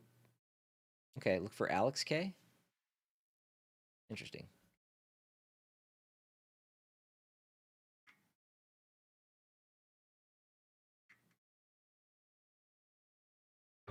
Doing well, Bark. You getting all ready for the holidays, bud?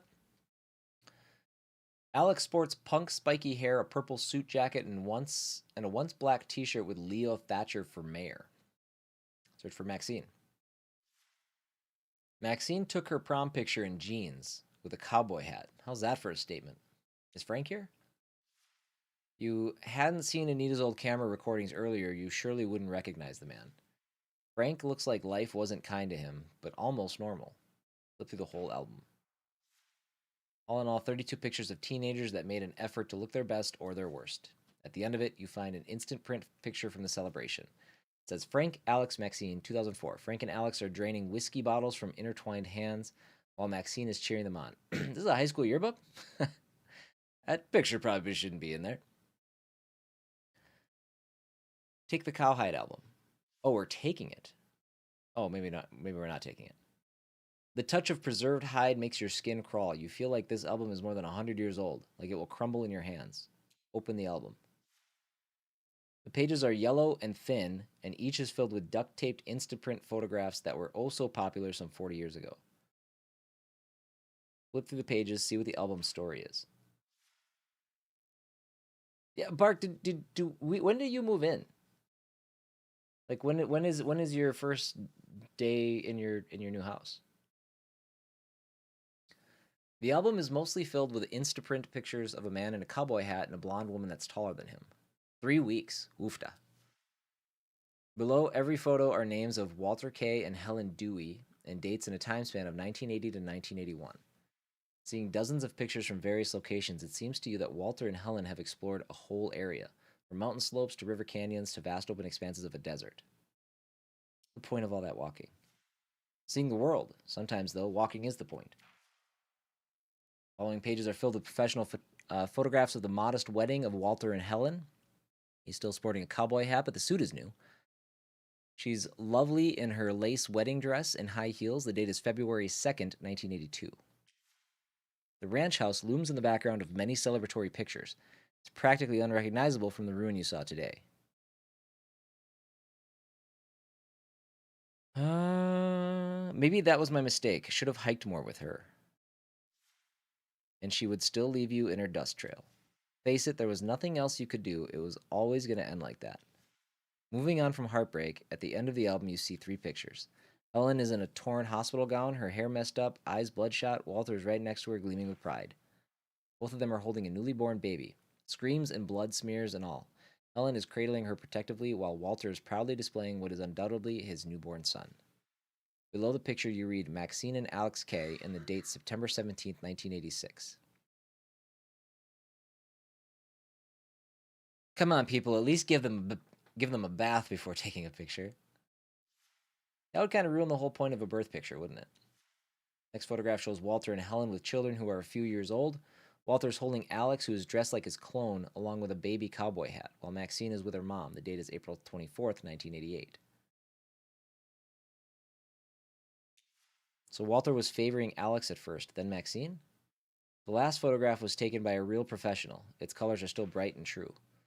Walter is holding both Alex and Maxine on his shoulders and Helen by the hand. Behind them is a large blue and red banner, Walter K., Mayor, for our children.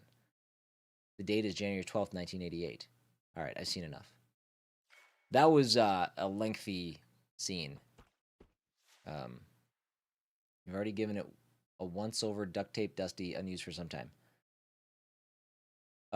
Be reckless, tear it open. A few ornaments, some coloring pens, a hair clip, several pins, trinkets, things that feel more like memories than objects. Without the one who kept them, you can't be sure what any of it means. You can only guess. The ornaments? Maybe, possibly, you can't be sure. Or maybe from her last New Year's with Mom. Enough of this guessing game. Better to focus on what can be known without imagination. Put the lid back. Okay, I think that's everything in here. We did, yes. Search Maxine's room. We got through it all. And we got 2 inspiration. That was a long-winded, journey.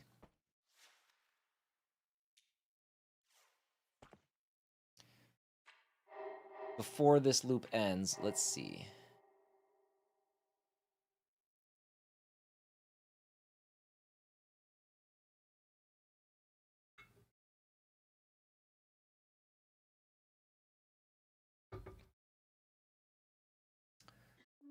Search Maxine's room is done.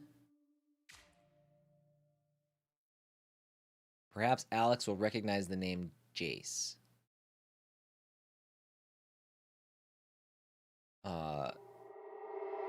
Alex is a half second from shooting us in the face. I don't know if we were ready to have that conversation yet.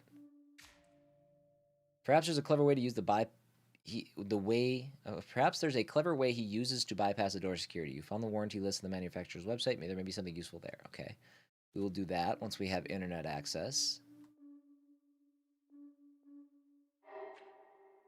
And time is about to tick away here.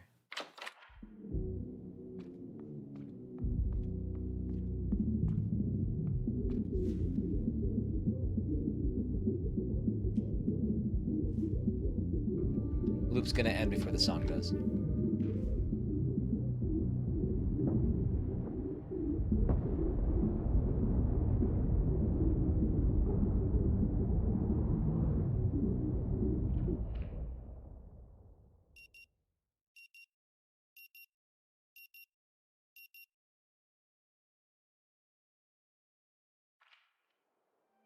Still with me, Mr. Harrow?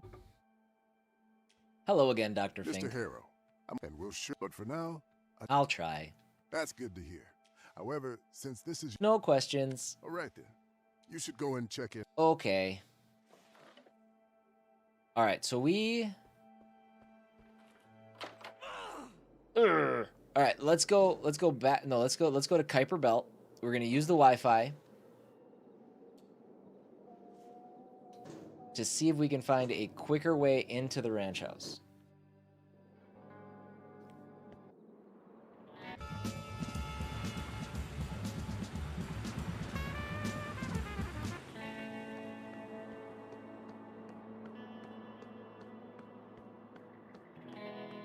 The fact that that switches scenes makes me think there has to be a way to get the car.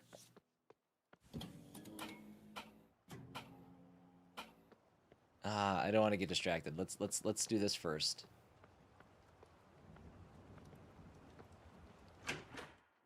All right, we got Wi-Fi. Find a faster way. Okay, go to fortalockdoor.com. Fortalockdoor. Search leads to the official website of the doors manufacturer, Fortalock Doors. Doors, locks, and fortifications. You are greeted with a blurry animation of a door closing, followed by the sound of numerous locks clicking into place. The screen transitions to the home page, which cleverly resembles the door from the intro. The logo, Fortolock Door, prominently dominates the upper part of the screen. Along the left side of the screen, 4 distinct locks are arranged in a neat column, each one serving as a button. Tap the padlock. Padlock opens, and the right side of the screen transitions into a story about a family-owned business that has grown into an empire. The story is accompanied by a series of pictures from both the past and present, showcasing the company's journey and achievements over the years. As you scroll down the page, the company's motto, "We keep the good things in and the bad things out," follows you as you read. That's a good motto. It is. Let's tap the combination lock. Tapping the icon makes the keypad flash 1111 number sign, pound sign, and the right part of the screen transitions into a big catalog. You see residential, security, and even smart doors, and countless handles, peepholes, and other accessories to customize your selection. There's also a special offer category featuring a limited series of handcrafted doors. The description states that these doors are specially designed to prevent ghosts from entering the house. These unique creations were developed in collaboration with a famous ghost hunting TV show. Okay, classic lock. Key appears to open the lock, transforming the screen into the support and FAQ section, which resembles an old-style forum. The interface looks dated with a nostalgic feel, complete with pixelated icons and retro fonts. It uses an old system of threads. One user creates a thread with a question and everyone can respond. Finding an answer you are looking for might be exhausting. Search for SD3000XT. That must be the model? I don't remember reading that before. Thousands of results pop up. You better add more keywords. Locked? There's still hundreds of results. Better add another keyword. Escape. This shortens the list of the results, but it's still too much hassle. No keycard? Finally, the results are filtered down to a few posts, and luckily one of them seems to be relevant. Need help. Dad keeps getting through a locked door. Oh. Open the post. A user named Max86 writes about an issue with her father who is suffering from dementia. They installed an SD3000XT door to prevent him from leaving the house unattended. However, he keeps disappearing from the house even though the door is locked and untempered. He has no keycard. They even barred the windows on the ground floor, making it impossible for him to leave that way. It can't be. The father refuses to explain how he manages to exit, leaving the family puzzled and seeking help to understand how he gets out without being seen. Technical support offers a generic solution at first. Check the card reader's power source and try turning it off and on again. Okay, so this is just like at the motel. We're going to wait for the lightning flash, the power outage.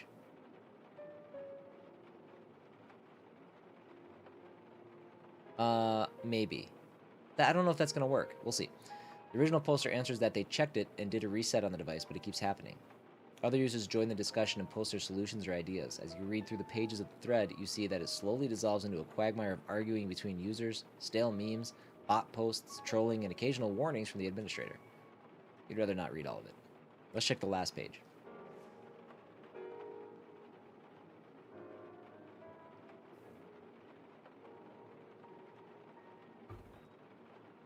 Yes, let's read the post in question. Hold on, what was the post? Last post is from an official support and it marks the issue as resolved, linking to one of the user posts inside the thread. You come here with a problem and then refuse to listen to hundreds of well-intentioned pieces of advice posted by both official support and well-meaning Fortolock Door users. If none of our suggestions are correct, I say it's clear that your father has superpowers, either flying or teleporting. Well, that's kind of toxic. Perhaps you could search inside the thread for a possible answer and see what people say about it? Oh boy. Buckle up. Search for paranormal. On page 62, somebody mentions the anti-ghost door that you read about. The discussion descends into a clash between the haters who claim it's all fake and fans of the show who defend it. I'm not sure. I think I lost the context a little bit. I don't remember reading anything about an anti-ghost door. At one point, Max86 reminds everybody that her father is still alive, so whether the door is ghost-proof or not is not a factor. She receives the answer that he probably won't be for long, and as it's a known fact that many future ghosts begin demonstrating at least some ghost-like abilities shortly before their death. Wow. Quite the forum. Search for tailgating. Why would I do that? Search yields a post on page 15 about a famous magician, Henry Doody, who used to use tailgating to gain access to many places. He mastered walking silently behind people entering or leaving locked buildings and waiting for the right moment before the door closes to slip by unnoticed. Tailgating. Oh, okay. Other users reply with news clips or videos showing how he did it. Impressive. Alas, the original poster answers that they closely monitor their father when they come and go, always ensuring the door is closed behind them. No solution here. Search for brother. On page 11, someone brings up the rest of the family. Max86 replies that her brother is the only one with another keycard, and he, of all people, wouldn't have no reason to let their father out. Still, some users prod the original poster to double check. Maybe her brother's playing her, for reasons only known to him. Okay. Search for upper floor. On page 21 of the thread, you find a post with a suggestion from user Bungie for Life that the father may be jumping through a window on the non-boarded up upper floor. The administrator appears with a reminder that the company is not liable if someone is injured in the process. The original poster replies that the windows on the upper floor are too high and the father would definitely hurt himself if he tried to jump out. Dead end. Let's try something else. Basement? Gives no results. I guess nobody thought of that. Ventilation ducts. A post about alternative routes out of the house suggesting that the father may be using ventilation ducts. The original poster, Max86, explains they live in a really old house which lacks such modern structures. Another user, Secure Freak, replies that the lack of a certain modern structure listed in the attached file may lead to a number of hazards. His next post is an ad for a construction company, Secure North Builders, that specializes in renovating old houses to meet modern standards. Search for bug. Post on page 31 mentions the possibility of a software bug contributing to the door being opened. A reply from the moderator informs the user that their post has violated the forum rules and they are therefore being permanently banned. Nobody mentions this again. Search for auto unlock. On page 21, someone mentions the possibility of an auto unlock event. Another user replies saying it's impossible, followed by a long rant about the QMS 1100 standard and FortiLock doors' unwillingness to comply with it. Once again, a reply from the moderator informs the user the post has been violated and the forum rules, and the user is permanently banned. You've exhausted all your search ideas and you're no closer to the truth. Perhaps the official support was right. This is about Walter, not about the door. Perhaps he is becoming a ghost.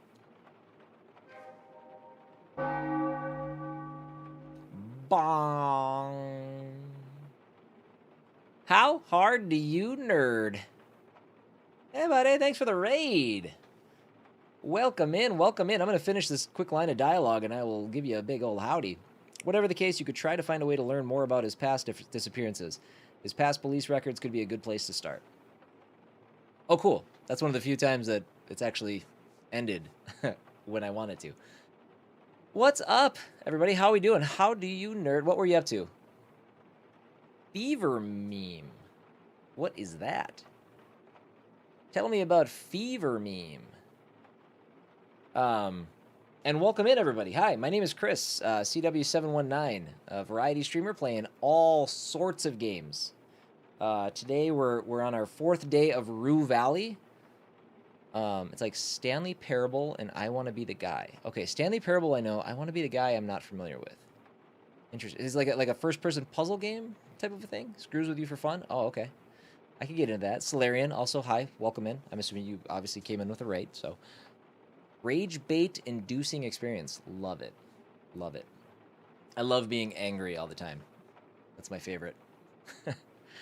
But yeah, if you guys are not familiar with Rue Valley is a Disco Elysium inspired narrative mystery game with a time loop mechanic. It's super cool. I've enjoyed it very much. Disco Elysium holds a special place in my heart. It's actually the reason that I have the job that I currently have, so I wanted to make sure that I checked it out, and I've enjoyed it so far. We're on our 4th day with it. We're learning a lot, but it's if you're coming in the middle, it's gonna be a little goofy, just so you know.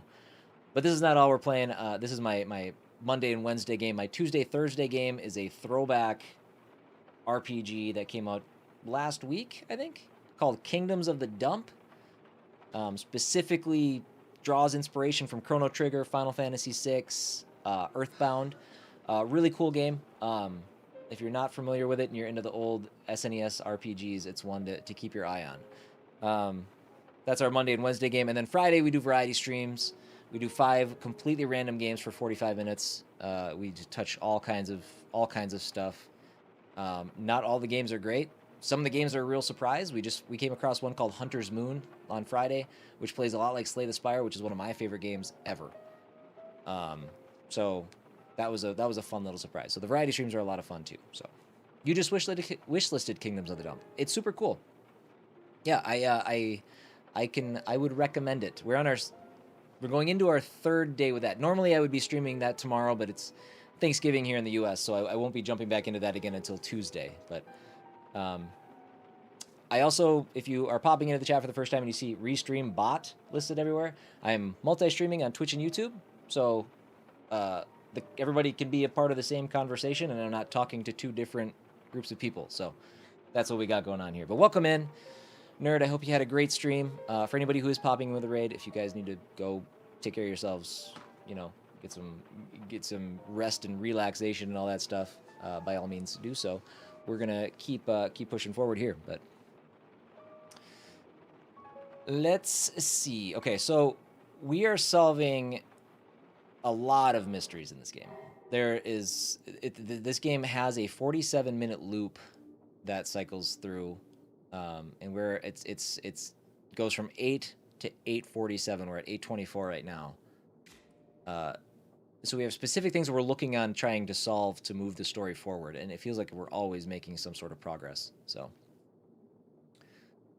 all right, after combing the door manufacturer's website and support forum, you find nothing that would explain how Walter bypasses the door's security. Perhaps it's not about the door after all. Maybe you could try learning more about his past disappearances by calling the police. They keep a record of everything. Okay, that's our next step then. So the main things we're focusing on right now are we're trying to find a faster way to break into this house, because right now, in the time it takes for us to start the loop, to actually get into the house, it takes like 44 minutes, which only leaves us 3 minutes to do anything in the house itself. So we're trying to find a faster way in, and then we're also trying to break into the room of our therapist, Dr. Fink, for reasons.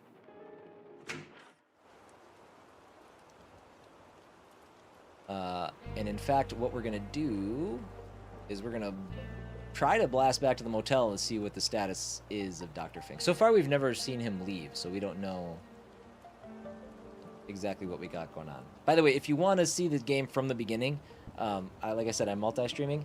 The entire playthrough is up on my YouTube, which we are actively really trying to make a push toward 1,000 subs there. So if you are a fan of getting up on YouTube, a sub there would be much appreciated. Let's go to the motel. We should be able to make it before the loop ends.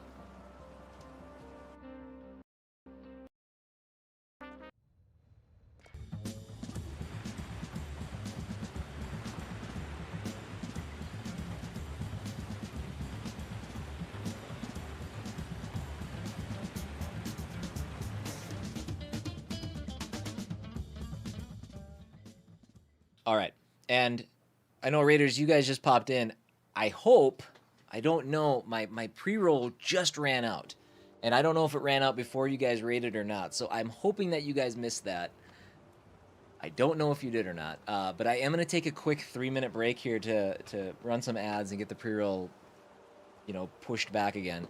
So give me 1 second. I will be right back.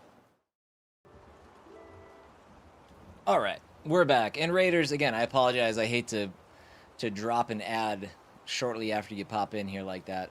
I hope I got that. I hope I hope the raid snuck in at the very end of that countdown for the pre-rolls. I hate pre-rolls so much. It's the only reason I run ads, to get rid of that. So my bad. Friends. Okay, let's see. Is he in here? So this is the motel that we're staying at.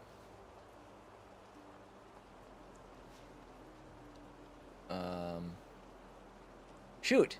We don't have the master key card though now. Okay, that's fine. We can use the lightning strike. Okay, well, let's look in his window and see if he's there.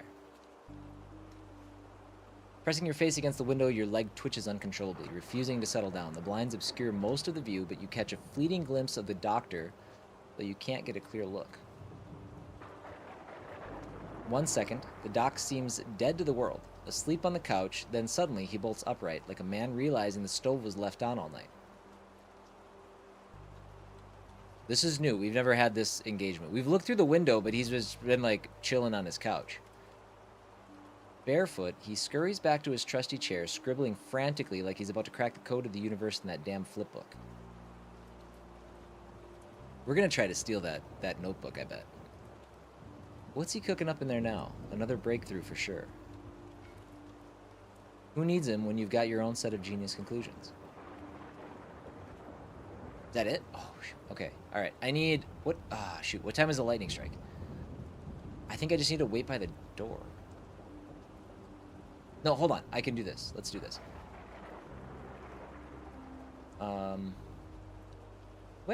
I could also... Let's do one thing at a time.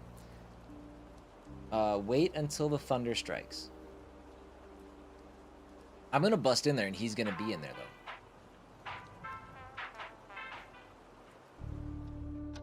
If anybody's curious what's happening as I'm playing, just feel free to ask. I could explain everything, but there's a lot happening.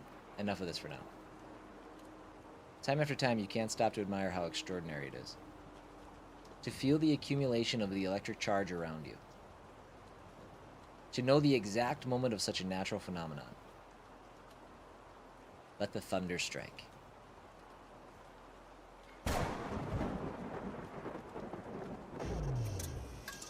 Go, go, go. Use the power outage. Good idea, wrong timing. This guy already spent its anger. Next loop, be here before the lightning. Oh! Really? Shoot, I thought I had to wait for the lightning to go. Son of a... Alright. Well, we'll try that next time. For now, let's call the police. Bothwood Sheriff's Department, Deputy Sheriff Cody speaking. How can we help?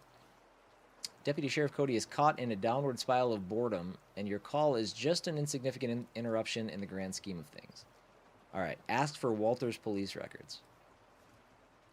No way he'll just give you that info. Perhaps if you introduce yourself as someone else, come up with something. You're a content writer after all. Oh boy, we got options here.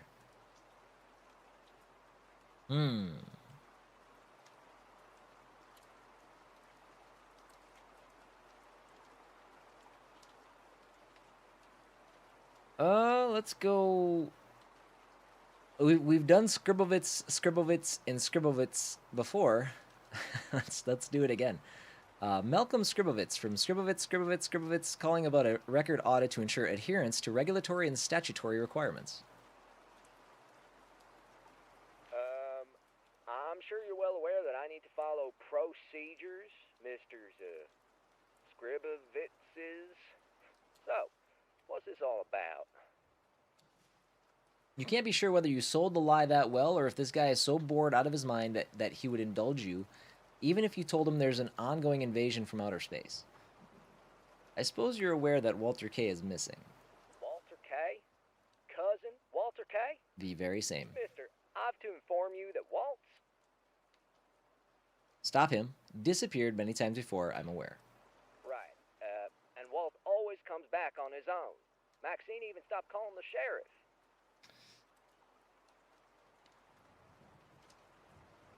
His mind seems to be degrading rapidly, and he's a danger to himself and others. He must be found and put in a safe place.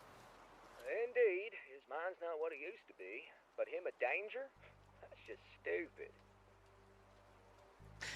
That's just stupid. Sorry, 1 second. There we go. Cousin Walt would never ever hurt a fly. I just don't know what you expect me to do about it. The tone of his voice says he wouldn't leave his office even if it was on fire. For now, insight into the records the police have on him could prove helpful. Police records? That would be very illegal. Well, it was worth a try. But that's for Uncle Walt, so give me a few to boot Boot up the app.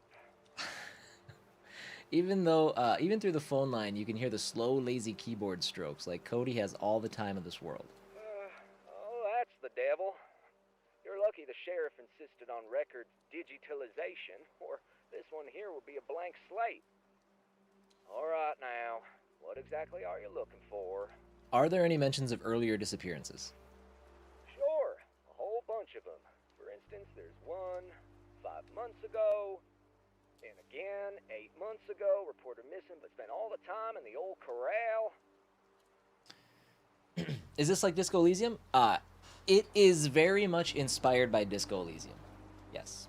And Arm Strawberry, welcome in. Hello. Yeah, the devs have stated that publicly. Whether it's like Disco Elysium, you can see the inspiration, yes, but it tells a very different story. One more. Exactly 1 year ago. Reporter missing again.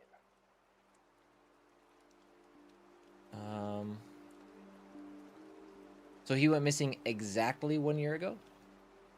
Yep, to the day. The file says Maxine reported him missing.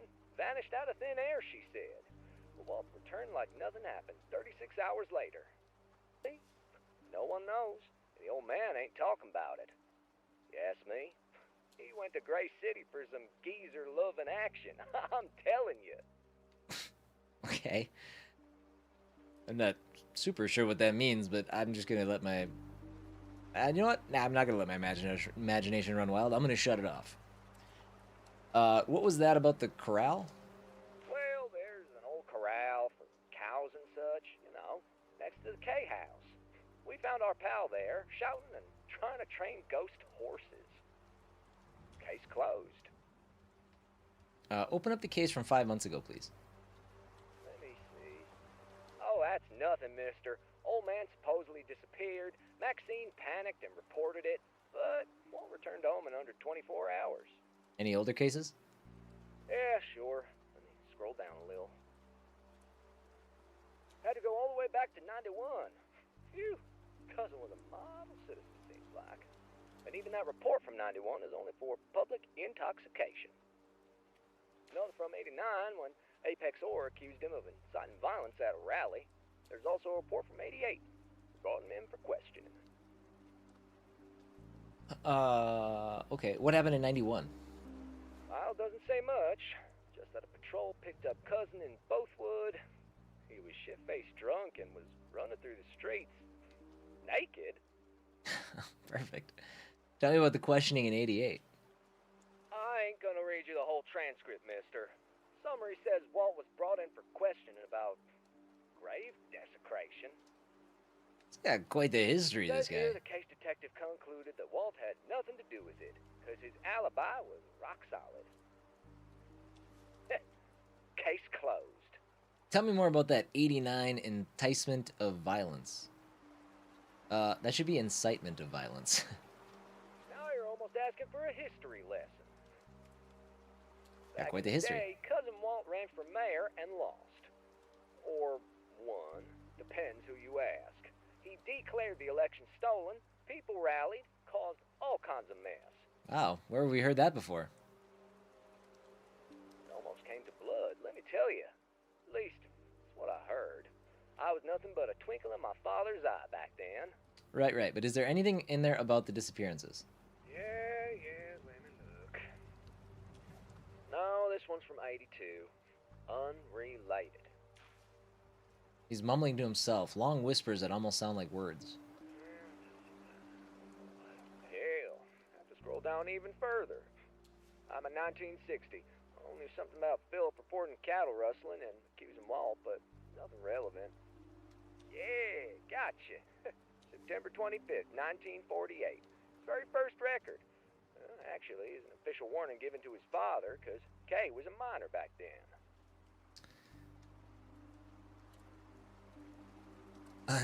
Okay.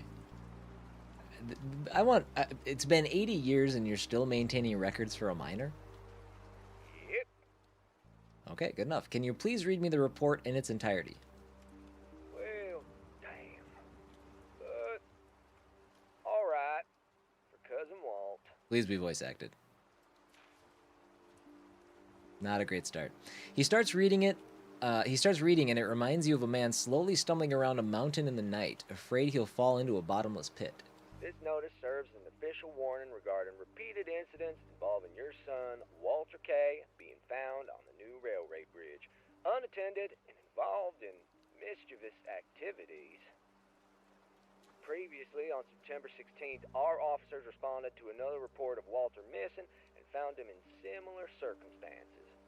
It is imperative that you take immediate action to ensure the constant supervision and appropriate conduct of your child in public settings. Failure to address these recurrent safety and behavioral concerns may result in further action from law enforcement, including potential legal repercussions. Please prioritize the well-being and responsible behavior of your child to prevent any future incidents of this nature.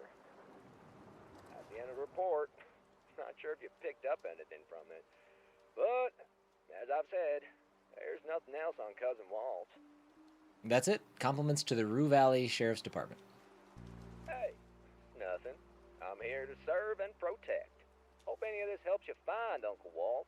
Wouldn't want anything happening to the old man. The line is dead. Alright, what have we learned? What do we got?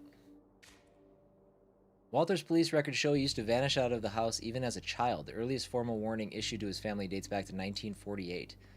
The house is full of old belongings. Maybe there's a chance of finding some relevant documents from that era? Oh. Oh, there is. We know that. But we gotta figure out how to get in the house faster.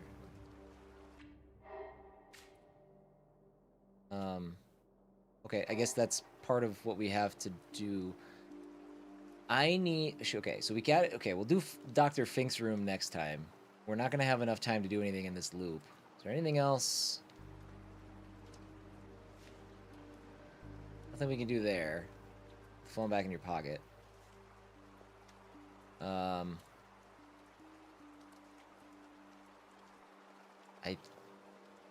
guess we could talk to Robin. Are you ready to check in now, Mr. Harrow? Let's not do this. Let's just play on our phone until the loop ends.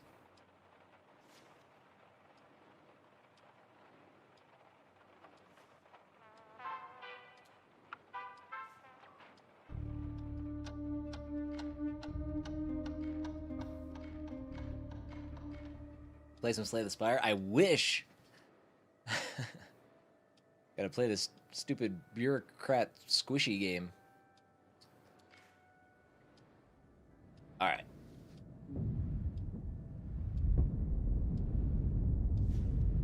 Hear that passes time well? I was so mad at myself for not going to bed earlier. I was like, just go to bed. I'm like, but I'm probably gonna die anyway. And then I ended up making it all the way to the end of the run. Like,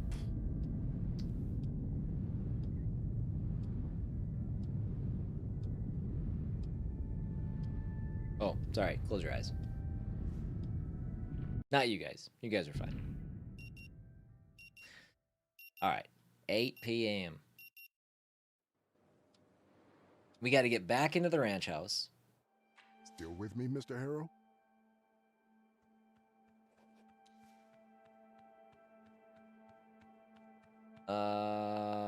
Yes, and I have a question? Nope. Let's leave. We have nothing else to talk to him about. Alright. To the ranch house. Give me my coffee, you jerk. Quickly.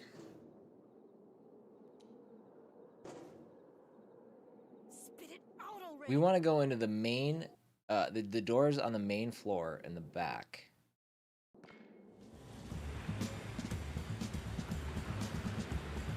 Look at that. That's some of the best driving we've done. Straight line the whole way.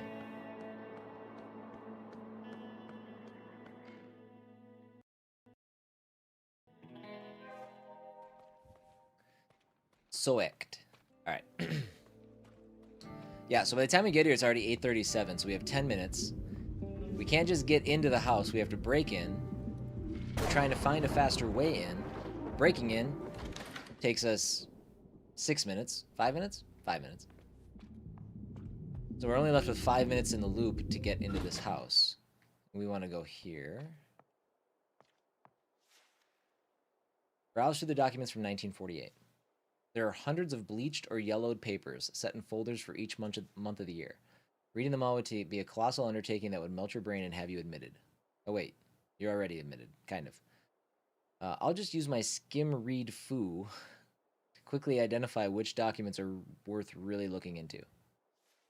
Good idea. No one can read or write as quickly and superficially as a content writer. January is filled with accounts, bills, financial reports, and other bookkeeping stuff you have no name for. Nothing of interest. Next month. February is the same, but among the accounting documents is a letter from the head of Walter's elementary school. Let's see what the letter's about. It's a personal letter written on an official school stationery, and the school principal is writing as a friend of the family. Turns out Walter had beaten another boy blue just because he insulted Walter's grandfather. The principal promises he'll make sure the case is not investigated further, but urges Philip to control Walter's wild side. Alright, so much for Cody's model citizen. Flipping through the folders and papers under March. God, I hope our answer isn't in December. You'll find mostly contracts about selling cattle and other bureaucracy. However, your trained eye catches a mention of Walter in what looks like a financial report. Okay, let's read the report. We might run out of time. We'll see. It's a complex financial report with charts and graphs and accounting tables, and you can't grasp it all. However, there's a conclusion below, and it's written in plain language for a change. In short, K Cattle Company is doing business at a loss, a severe loss. And below the conclusion, in tight handwriting, will Walter and I inherit only dust from the old man? Nothing about disappearances, though. Read on. You open the April folder, another cloud of dust spews forth. Document by document, but nothing of interest. Next folder is for May. Philip had archived a copy of a letter he had sent to his father that mentions Walter. Wait a second. Why would he archive and save a copy of a letter he sent to his own father? Well, he seems to have been a very organized man. Many such cases. Let's read what it's about. Father, I have done extensive calculations and our company is done. There is no other conclusion. Please accept and sign the enclosed offer from General Meats to become partners before it is too late. If you don't want to do it for your empire, do it for your little Walter, your own blood. I don't know what's happening in that last little bit of line there. RN your son, Philip? The tone of the letter suggests some bad blood between these two. But wait, look at the time. The loop is about to end. Yeah, I know.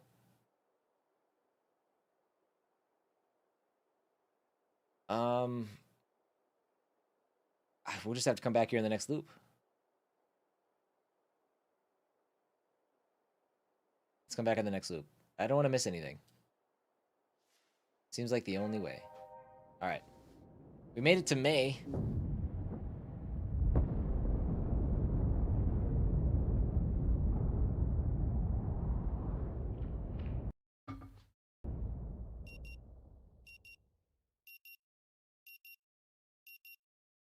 Getting here faster would... Still with me, Mr. Harrow? It would make more sense if this was more logically in line that we already had gotten that, and now we can read these documents. I'm not sure if these are going to lead to getting us in the house faster. I'm not sure. Sure? Mr. Harrow, and we'll sure, but for now, I just want... I'll try. That's good to hear. However... No questions, gotta go.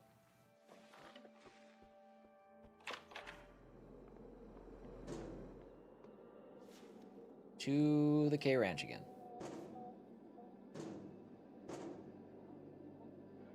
Go to check on Jack, only to find him watching Home Alone 2 and giggling at all the falls traps. Absolutely. That is my child. Yeah, Timmy. Yeah, I still have to call them because I need to get a credit back for last week and yesterday. They're treading. They're not treading on thin ice. They've already fallen through. As soon as fiber is hooked up, they are so gone. All right, break in. Oh, we do still have to do Dr. Fink's room too, but we'll do that.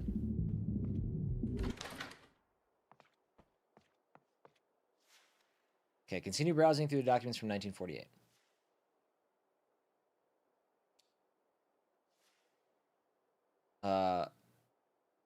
let's just skim through it. Something, something, end of an empire, farming, industrialization, theft of Walter's sake, no disappearances, it seems. Continue browsing the documents. You open the folder for June. June has very few documents compared to other months. And none of them very interesting. All right, next up, July. My birthday month. In a veritable sea of other documents, July has a letter from Maynard K. to Philip. What? They are sending each other letters through the postal service? Aren't they living in the same house? Read Maynard's letter. Philip, I'd rather die than partner with them scumbags who want to destroy everything I worked for. The fact you're even considering it tells me you're no son of mine. Ne'er a true K. Unlike Walt, they tell me it skips a generation sometimes. I will hydrate. We're still moderately fighting the throat. And having two massive reading intensive games is not helping. Next game needs full voice acting. It's a prerequisite. I'll consult with my other lawyers and leave everything to little Walt. Now get. I like it better when we didn't speak to each other. Oh, that's why they're sending each other letters. This is your three-year warning to not miss Thanksgiving 2028 because it isn't the last Thursday that year? Really? Isn't that like the prerequisite for Thanksgiving? Doesn't it always have to fall on the last Thursday? Why are they changing it up? I don't understand. It's the fourth Thursday? It's not the last Thursday? Oh, okay. I guess I've always heard it explained as the last Thursday. Oh man, Timmy, you just saved me a world of hurt in 3 years. You keep on flipping the ancient pages and feel like the dust has penetrated into your bloodstream by now. Nothing for August, just accounting and tax sheets for that year seems like an enormous sum. Rich people. It's my fun fact. It is fun. I had a great time. In September, you find more accounting documents, in the midst of which is a document from bank where Philip K. acts as a representative of Walter K. A bank document is not related to disappearances. Browse on. You never know. We already committed this much to it. Turns out Philip opened a trust fund in Walter's name and invested a considerable amount of money in it. That money will spin and multiply over the years until Walter claims it. There's not a single letter about vanishing. Nothing vanishes as quickly as money. Okay, we're back down to 2 minutes again. We're down to 1 minute. A few more months and a whole year is done. October is devoid of anything but business papers. You open November's folder full of dust and disappointment. You're out of time again.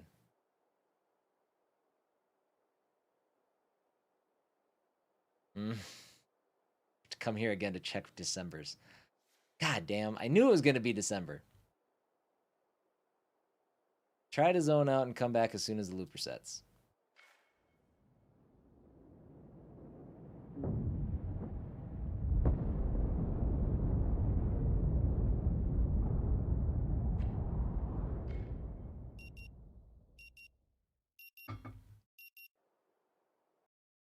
right.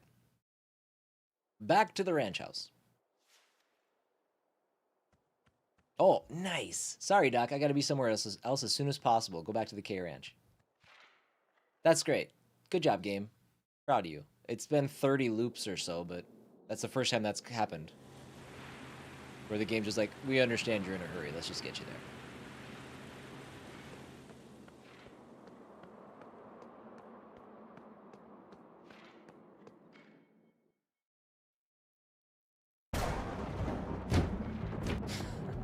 Love it. I love it. So good. Brought me all the way back here to the filing cabinet even. All right. It's 8:45 though. It took longer doing it that way. We're usually here at 8:42. 8:46. You open November's folder full of dust and disappointment. The usual fare, mix of accounting documents and bank statements with decreasing revenues, all sprinkled a heavy dose of dust. Stumble upon a letter from Philip and his wife Eleanor, and your gaze catches the word disappearing. Let's do it. Blocked by... Okay, impatient. Yeah, it's probably about rapidly disappearing polar ice or something. Let's move on already. Whoa. Well, no, read that. Are you for real? Pull your restless self together. All right. Let's read it quickly and get this over with. Yeah, geez. Thanks, me.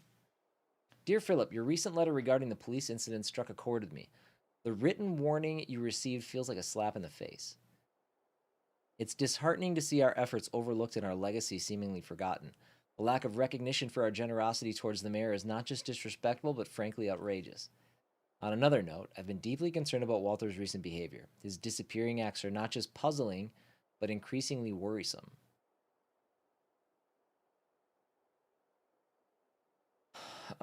So this letter is connected to the police report Deputy Cody read to me. Please don't run out of time. Look at you. This loop is molding you into a real detective. Enough inner monologuing. Read on.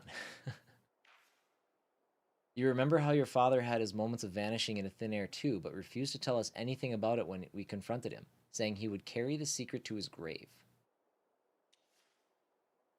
Well, I just can't help but wonder if there's a deeper connection between Walter's antics and Maynard's secret. Please, Philip, keep an eye on our boy. And I know it's not your usual approach, but try to have a heart-to-heart with him. Yes, he's just a boy, but since you're not on speaking terms with your father, it might be more important now than ever.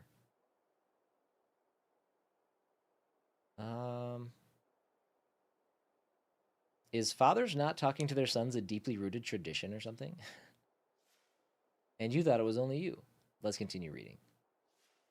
You just keep on sweeping it under the rug. I'm thinking about reaching out to Madame Lorraine regarding this mystery. I realize you're skeptical about her powers, but I can't shake the feeling that there might be something more at play here, something beyond our understanding. I hope it won't be long until they let me return home. The doctors say I'm improving, but it's all a waiting game now. So Granddad Maynard had a habit of disappearing, same as Walter. The question is, how? Maynard took that secret to his grave. What am I waiting for? To the graveyard!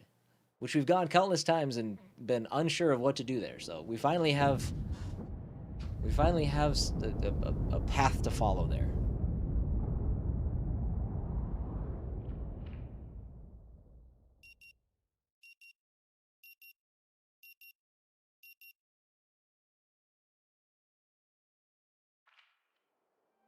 Still with me, Mr. Harrow? Present. Mr. Harrow, I'm aware and we'll sure, but for now... I'll try. That's good to hear. However, since... No questions. All right. Come on. Let's go to the graveyard. Going to the graveyard, doing whatever you need to do there, might set us up nicely to come back to the motel to break into his room.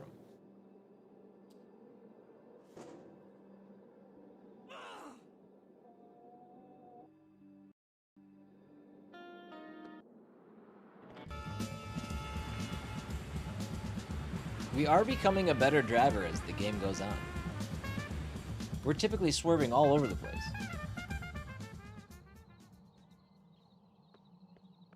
All right, so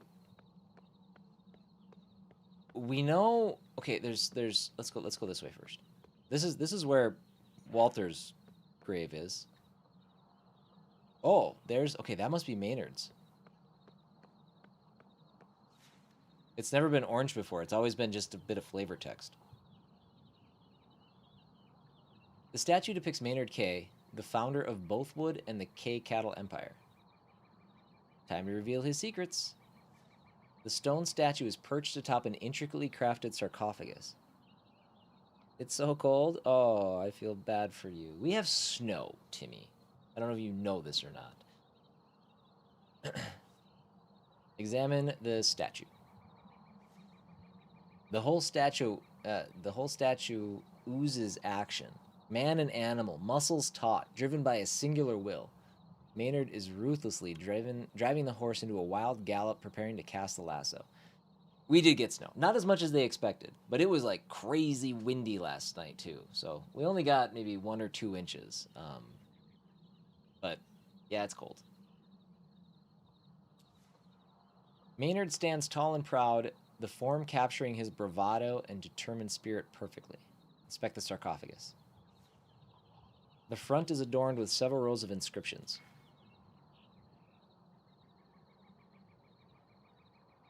A weathered stone vase placed before the grave holds a bouquet of yellow flowers. Touch the sarcophagus? As your fingers brush against the cold, somewhat dirty surface, a chill runs through you. Death. It's coming for me too, sooner or later. Not if you are stuck in the loop forever. How about focusing on that instead? Let's read the inscriptions. Maynard K., 1867 to 1952. Founder of Bothwood and the K Cattle Empire. Patriarch of the K family, beloved husband and father. Stylized letters are inscribed below. I blazed the trail, and this is my home now. Interesting. It wasn't just about being the first, it was about staking a claim, establishing a legacy, ensuring that his efforts and achievements would be remembered. Maybe this credo is a clue to the secret you're looking for.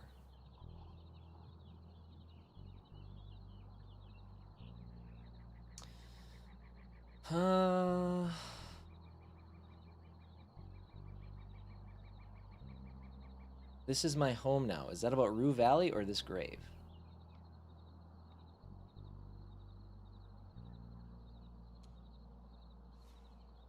Perhaps neither. What if it hints at a hidden chamber, a place where he safeguarded his most cherished secrets? I blazed the trail. It must have some deeper meaning. Perhaps Maynard sought something more profound in his life's work, something hidden beneath the grandeur of his public persona. Could it be a metaphor for pioneering new ideas? A quest for significance beyond the cattle empire and familial duties? Let's check the vase. We're just going to do it all. The vase is as ancient as a sarcophagus, but it holds a very fresh bouquet of rue flowers. Someone still visits Maynard's grave even after all these years. And that someone what? What did that say? This stupid guy with his phone calls. Your ears are pierced by the ringtone you swore. Okay. Ignore it for now. You silence your phone as the mystery of the caller's identity gently teases you. Alright, let's look at the horse. The head of the horse is slightly turned to the left, resulting in an eerie effect as if the horse's eyes were following you around. Observe the overall posture of the statue. Maynard's stance exudes confidence and authority. His posture is balanced and purposeful. Every detail, from the way he grips the reins to the firm set of his jaw, speaks of a man accustomed to the rigors of ranch life and at ease with command and action. Look at the statue's face. Maynard's face is sculpted with rough-hewn features, a hint of stubble adding a rugged charm. His expression is a mix of smiling and screaming, as if he's ecstatic about something, probably catching a calf. Focus on Maynard's arms. His huge muscular arms are tensed, veins bulging slightly under the stone skin, conveying the intensity of his action. It's comically exaggerated. Nobody has arms that wide. At least you don't. His left arm extends forward, gripping the reins tightly, while the right one is drawn back, poised to release the lasso with precision. Gaze upon that chest. The way his clothes cling to his muscles, it's like they were made to highlight every bit of his masculine strength. Well, damn. Broad, sculpted, just begging to be caressed. Okay, enough about his chest. Right, let's focus. Examine the statue's lower torso, just in case. It's as if the sculptor knew exactly how to capture Maynard's allure from every angle. The craftsmanship leaves little to the imagination, the fabric of his pants clinging to strong, muscular thighs, and between them... What are we doing? What is this? What is this? Wait. The contours and textures of the stone subtly suggest his virility, his manly allure, his... Stop. There's something odd about it. That's true. Something is sticking out in his groin area, but the details are hard to make out in the dim light. This has taken a turn I did not see coming. This is like the books my wife reads. Keep talking about his manhood. I think we're going to do more than talk about it here in a second. Let's use our phone's flashlight. Yep, the groin area definitely looks different, but you still can't figure out the details from down here. Climb onto the statue and inspect it closely.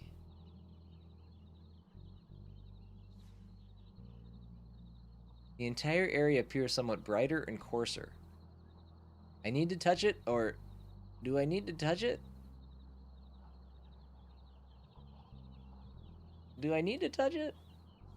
You do. And the texture confirms your suspicion. It's made of a different material than the rest of the statue. What could be the reason? Touch it! Touch it! Touch it with your mouth! Let's see.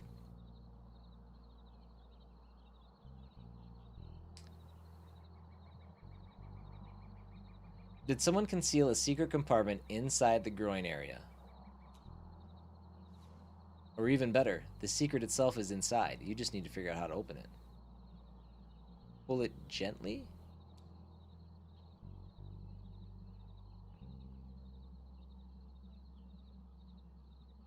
This is happening. The secret hidden behind the statue's groin is finally revealed, and it's an irregularly shaped hole, evidence of past damage. It's clear now that a different material was applied during the repair process, which explains why it looks so strange. Okay, in hindsight, that's the only logical explanation. Yeah, should I start looking for those kind of jobs? Still, what caused the damage in the first place? Was it an accident, or did someone do it on purpose? Who would damage this statue like this, and why? So many questions arise from just one groin area, all needing answers. There's nothing else of interest here. Really? Man, I thought for sure... Man, okay. Graves often hold more than just remains. They hold stories. And somewhere between the lines, a secret lies waiting for you to discover it. Yeah. Okay, are we... Is that... Well, that didn't teach it. That didn't learn us anything.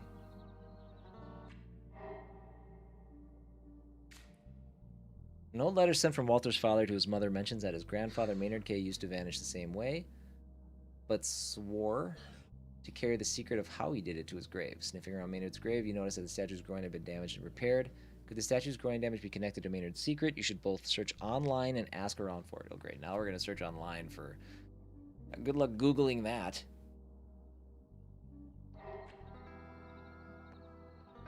Anything else to do here? Leave. No. And then we've got Walter's grave. Okay.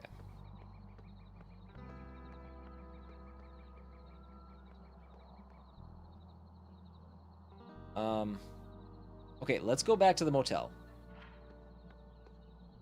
Let's get there first. And then we'll search up whatever we needed to search up on the internet.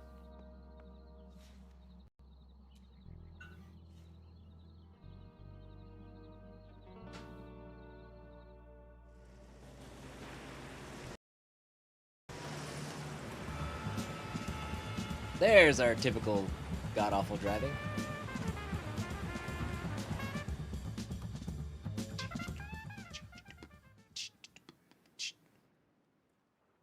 Okay. Then we need... It's 8:30. Okay, let's do this. Let's... We can search that up later.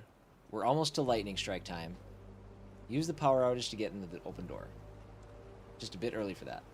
Come back when the lightning strike is close. How close do you need it? All right. Let's... Oh, we don't have Wi-Fi here. We can't do it.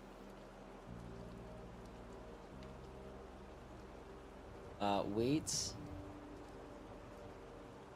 Okay, but can we wait until the thunder... Okay, wait until the thunder strikes. Do I have to randomly come across the right time?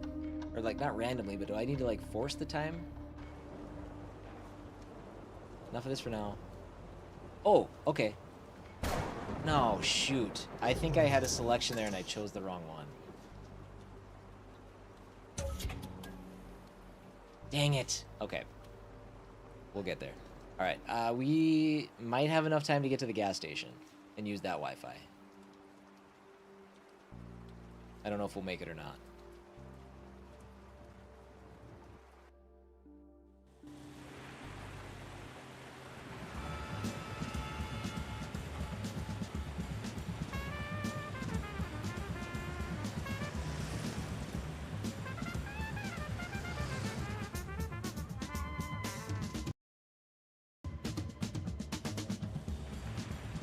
It's our time.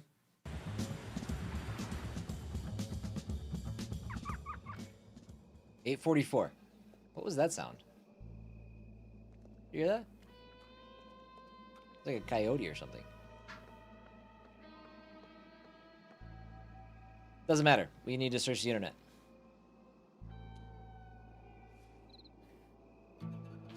Got some good search terms. Maynard K. statue damage. Too many results show up. Oh, shoot, gosh, I thought that was an internet dying message. Part of me died inside. Okay, we can deal with the controller, that's fine. Most of them look like they're not connected to anything you're looking for. Open a random article just in case. To many, Maynard K's statue stands tall as a beacon of progress. To others, it's a painful reminder of the damage his decisions caused to local communities. Yeah, this is not it. Seems important, though. Okay, let's search that again. Oh, wait. Okay, a couple of results and corresponding snippets show up. Read the first snippet. Actors performed as historical figures like Maynard K often injure themselves in mimicking the dramatic poses seen in paintings and statues. These iconic stances place undue stress on the groin, potentially leading to long-term damage. This is not it. Okay, let's do that again. It gave me an option to, Maynard... Maynard K statue in Guinal region? Damage? Looks like there aren't many great matches for your search. Close the search app. Shoot. Okay. Well, that didn't work.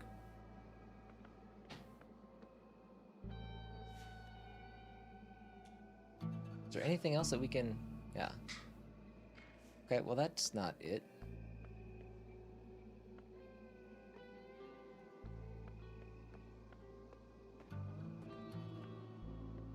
I don't know if there's much else that we are going to accomplish here. I guess let's just see what Max has to say. Welcome to Max Gas. You need some help getting gas in that city car yard, or you don't Oh, want the something signal. else? We got no booze, mind you. She squints, her eyes darting all across your face. You look almost normal. I would have never guessed. But since you're here... She sighs again, this time not from frustration, but resignation. When the sun sets... She stretches a hand towards you like she's giving you the proverbial microphone.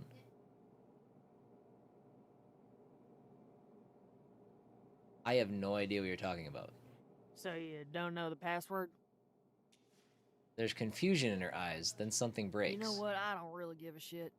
That email's one of my brother's pseudonyms. It was, at least. I'm sure he's using some other equally stupid name. What's with all the secrecy? You knew this person was paranoid, but this goes beyond paranoid. Before meeting his online associates, Alex always sends them here. I need to check them with a call and response. In case they were replaced in the meantime, the fuck I know. Since you're looking for him, Alex is back at our house. Like he is ever anywhere else. That's it. Thanks. You're welcome. I never would have guessed you were one of Alex's associates. Well, live and learn. Now, was there anything else? What am I supposed to do with that? Huh.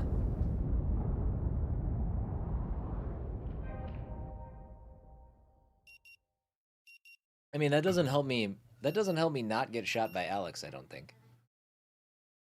Maybe it does. Still with me? I guess I Mr. could Harrow? reference that to Alex, but I don't know. Mr. Harrow, I'm aware and will surely, but for now, Try. that's good to hear. However, since this is your... No questions. Give me my coffee, you jerk! Okay. Spit it out already! So, the signal. He had email conversations about it with Alex K, who lives in the old ranch house you already visited. Okay. Frank did. Right? Frank did? The guy listening to loud music at the ranch house is Alex K, probably. Well, yeah. I mean, we knew that. That was kind of obvious. Should I... Come on, you thief! Let me go back to the gas station. Max had more to say about other stuff.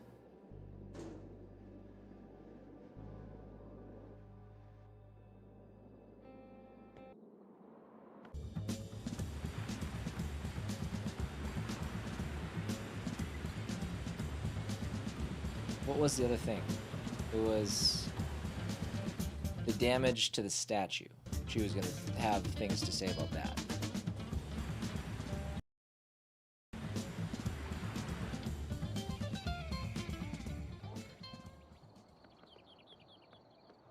And I really don't know, because it... Find a faster way... Okay, let's search the internet for what Maynard's secret might be. Yeah, and that doesn't do anything, so...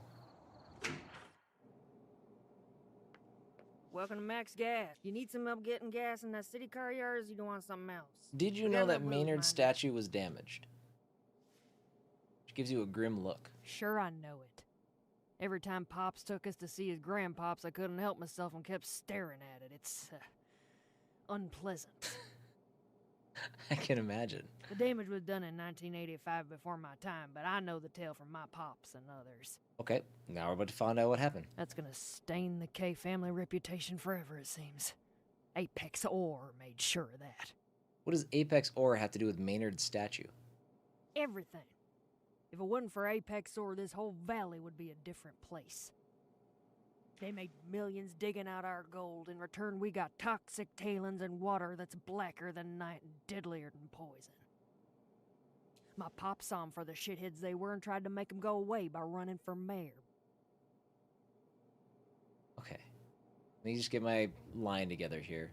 Walter is her father. Maynard is Walter's father. But he wasn't aware of just how far those fuckers are ready to go. Max has got a mouth on her. And the damage to his grandpop statue is a result of that. So they sent guys with pickaxes to break some balls?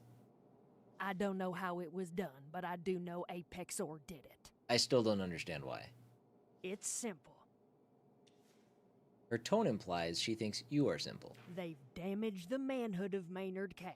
The man who built both woods started an empire. Both would, more like no would. Get it?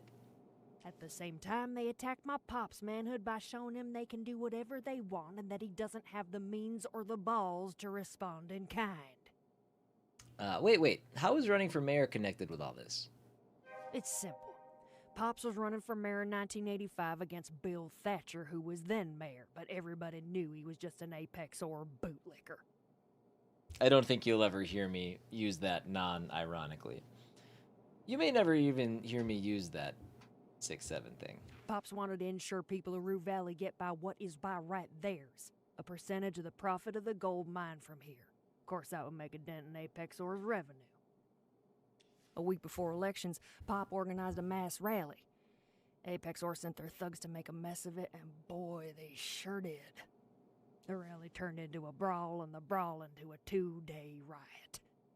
At one point, Apex Ore took a chance and damaged Grandpop's statue. Shitheads. Something's not quite right here.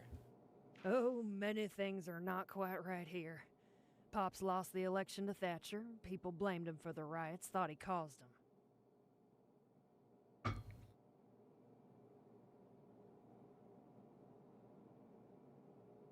And Apex Ore still does business, and we're left with toxic water and infertile soil. So, yeah.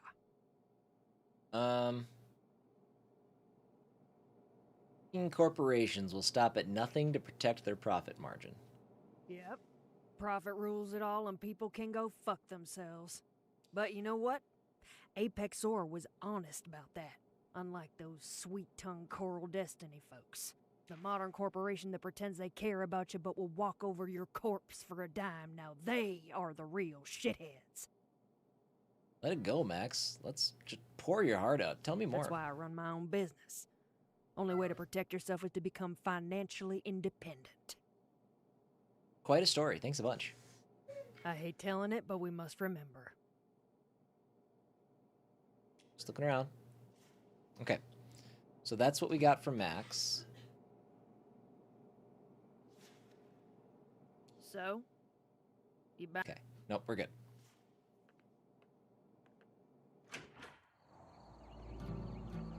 Okay. What did we learn about the faster way into the ranch house then? Maxine told you the damage is connected to the election where Walter K. ran against Bothwood Mayor Bill Thatcher. Could the statue's growing damage be connected to Maynard's secret? You should search online for the answer. Okay, well, again, I don't know what else you want me to do to search online. I've apparently used all of my search abilities.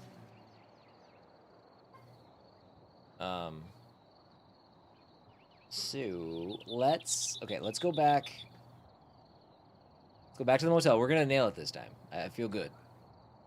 Drive north to the motel. We're going to speed up time to the thunder strike, lightning strike.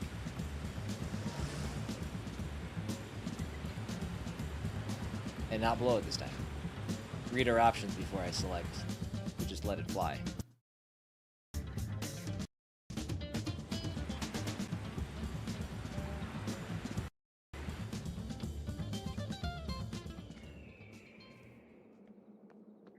Alright. So, I don't think I can do this yet. Use the power outage. A bit early for that. Come back when lightning strike is close. Okay. Let's wait until the thunder strikes. Okay, this time, don't push a button.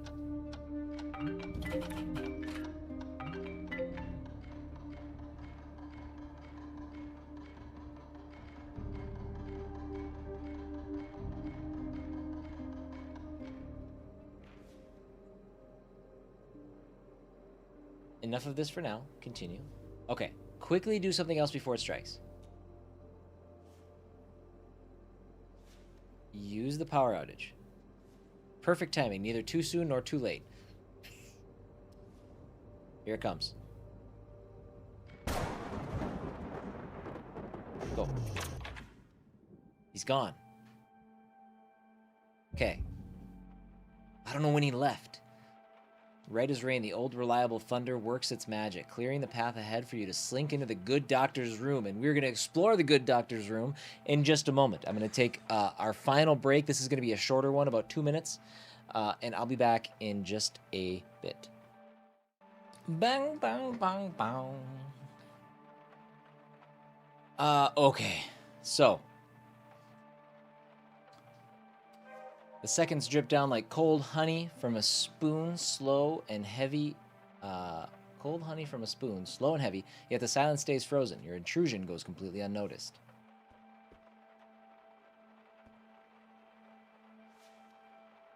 Dr. Fink's shoes lie neatly beside the couch, placed with deliberate care. Try walking in his shoes? Hopefully you mean metaphorically. No need to stick your foot where it doesn't belong. It's true. No, I really want to try them on. Well, he did try to waddle through a swamp of your emotional wreckage. I guess it's only fair you return the favor. Comfortable, cushioned, supportive, flexible, durable, qualities that seem all too foreign to you. But they're a perfect fit. And you still need a little time to grow into them. Tie the shoelaces together just for fun? I'm not sure what that accomplishes, but okay. Welcome to the dark side. Okay. Yet another pointless loop, spiraling with no punchline in sight, although coming up with a prank at this point might actually be a sign of progress. Examine the shoes. It did accomplish a trophy, therefore it was worth it. Seasoned brogues still cling to their shine, though not a cobbler. The doctor clearly knows how to treat his shoes right. As well as his feet, apparently. A closer inspection reveals orthotic pain relief acupressure insoles, subtly hinting at a life of careful steps. Everyone's got their own way of easing the pressure. Guess even the good doctor isn't immune to a little well-placed cushioning, physically or otherwise. Let the shoes rest. A lot more going on with those shoes than I would imagined. The clock is a relic of an idealistic bygone era. Its metal frame painted a faded green, once a color that screamed futuristic, now just a tired mockery of ambition long past. Despite the years, it carries a subtle, well-preserved luster, as if it's been maintained with the kind of care reserved for cherished possessions. The red-lit numerals glow with a sharp clarity, casting an ominous glow. Change the time? Tired as you are of the time, messing with the clock won't actually push it forward. Maybe the loop will end if I set it to 8:48. And it's still going. Looks like you need to look for answers elsewhere. Nice try, though. Thanks. I'm thinking outside the box, you know. Turn it off? Besides the buttons for setting the time, you can find the obvious on-off switch, but a quick yank on the batteries might do the trick. Pull out the batteries. If only all life's problems were this easy to unplug. Examine the clock. Its metal frame feels heftier than expected, but after a few moments of fiddling, you spot an engraving etched into the bottom. To Gideon Fink. Oh, it's a customized clock. I thought this was just like the hotel clock.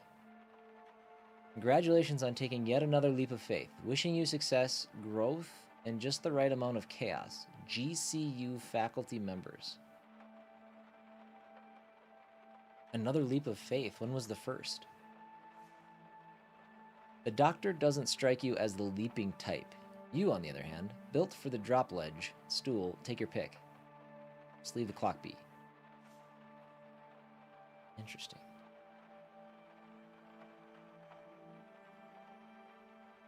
Oh, the desk. I didn't notice that.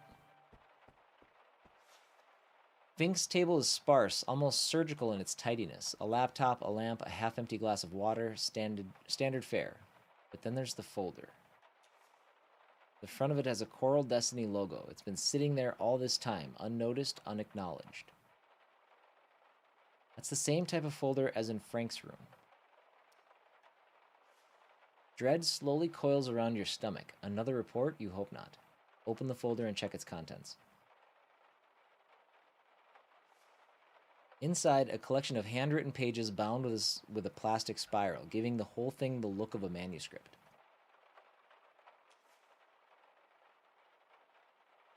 Bullet points scatter across many pages.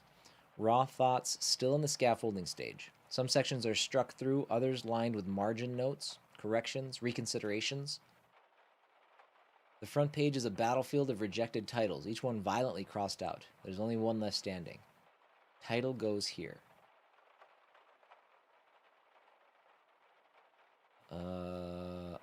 Let's see, must be a complicated text. Or maybe the title comes last. Maybe it needs to be whole before it can be named, like some creature that doesn't know what it is until it's fully formed. The only way to know what this is, or try to figure it out, is to read it. Skim through to see what it's about. It reads like a book, a fractured, unfinished book, divided into 3 sections, some fully fleshed out, others skeletal, mere descriptions waiting to be filled in. From what you can piece together, the parts are an introduction, Coral Destiny, years, and everything that came after. The dates in the margins mark its timeline, a year's worth of work, maybe more. Skim through the intro. It's mostly about Fink's life before Rue Valley, before Coral Destiny. A collection of bullet points, fragments, placeholders for a story yet to be written, and there's a lot. PhD, a slew of published papers, some solo, some in collaboration, a private practice, co-founded with his wife, also a colleague, a successful career in mental health. Fink is married? Not everyone is hell-bent on dying alone and miserable like you. Fair. He also mentions that when he and his wife decided to divorce, he left her the entire practice and took a job at Coral Destiny. Fink is divorced? That explains, at least partially, why he's living in a motel room. Just a small part, though. That's tasty. What else? This personal detail intrigues you the most. Admit it. He also notes his specialization working with people in high-risk professions, firefighters, test pilots, those who stared death in the face for a paycheck.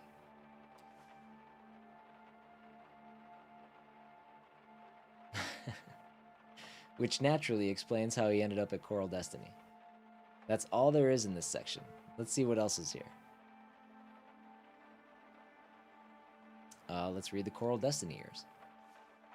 This is where Fink details his time at Coral Destiny, his role, his work, the minds he was tasked with understanding and supporting. He writes about working with astronauts and future colonists, preparing them mentally for the vast unknown, the crushing isolation of space, the brutal indifference of another planet.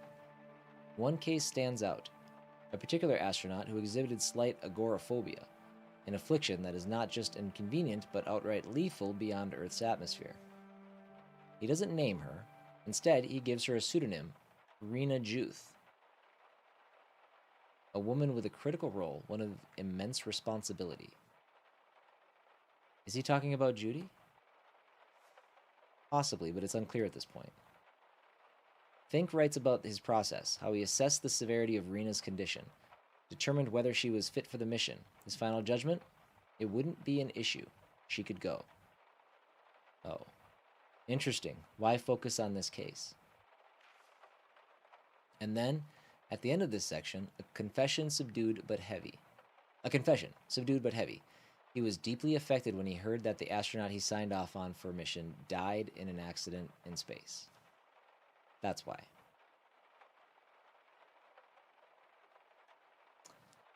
It's entirely possible he's writing about Judy. The details are sketchy, but if Rena Juth is Judy, then this accident, this death, just became a whole lot more complicated. This section is over. One more and that's it. Examine the section about post-Coral Destiny.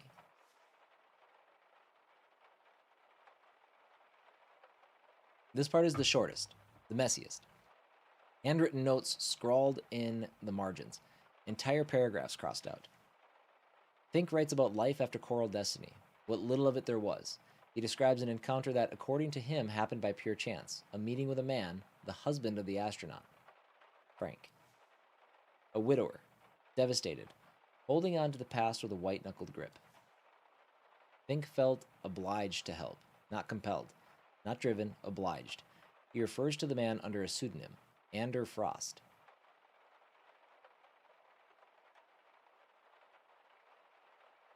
Was Fink motivated by goodwill or guilt? Perhaps both, perhaps neither. He writes about Anders' refusal to accept reality and move on, how Fink chose not to confront him directly, not to antagonize him. Instead, he focused on stabilizing him, getting him back on his feet, back to some semblance of a normal life, and it seemed to work, at least for some time. And then, the last session. The husband arrived with a story, not a breakthrough, not a realization, a story. His wife was alive.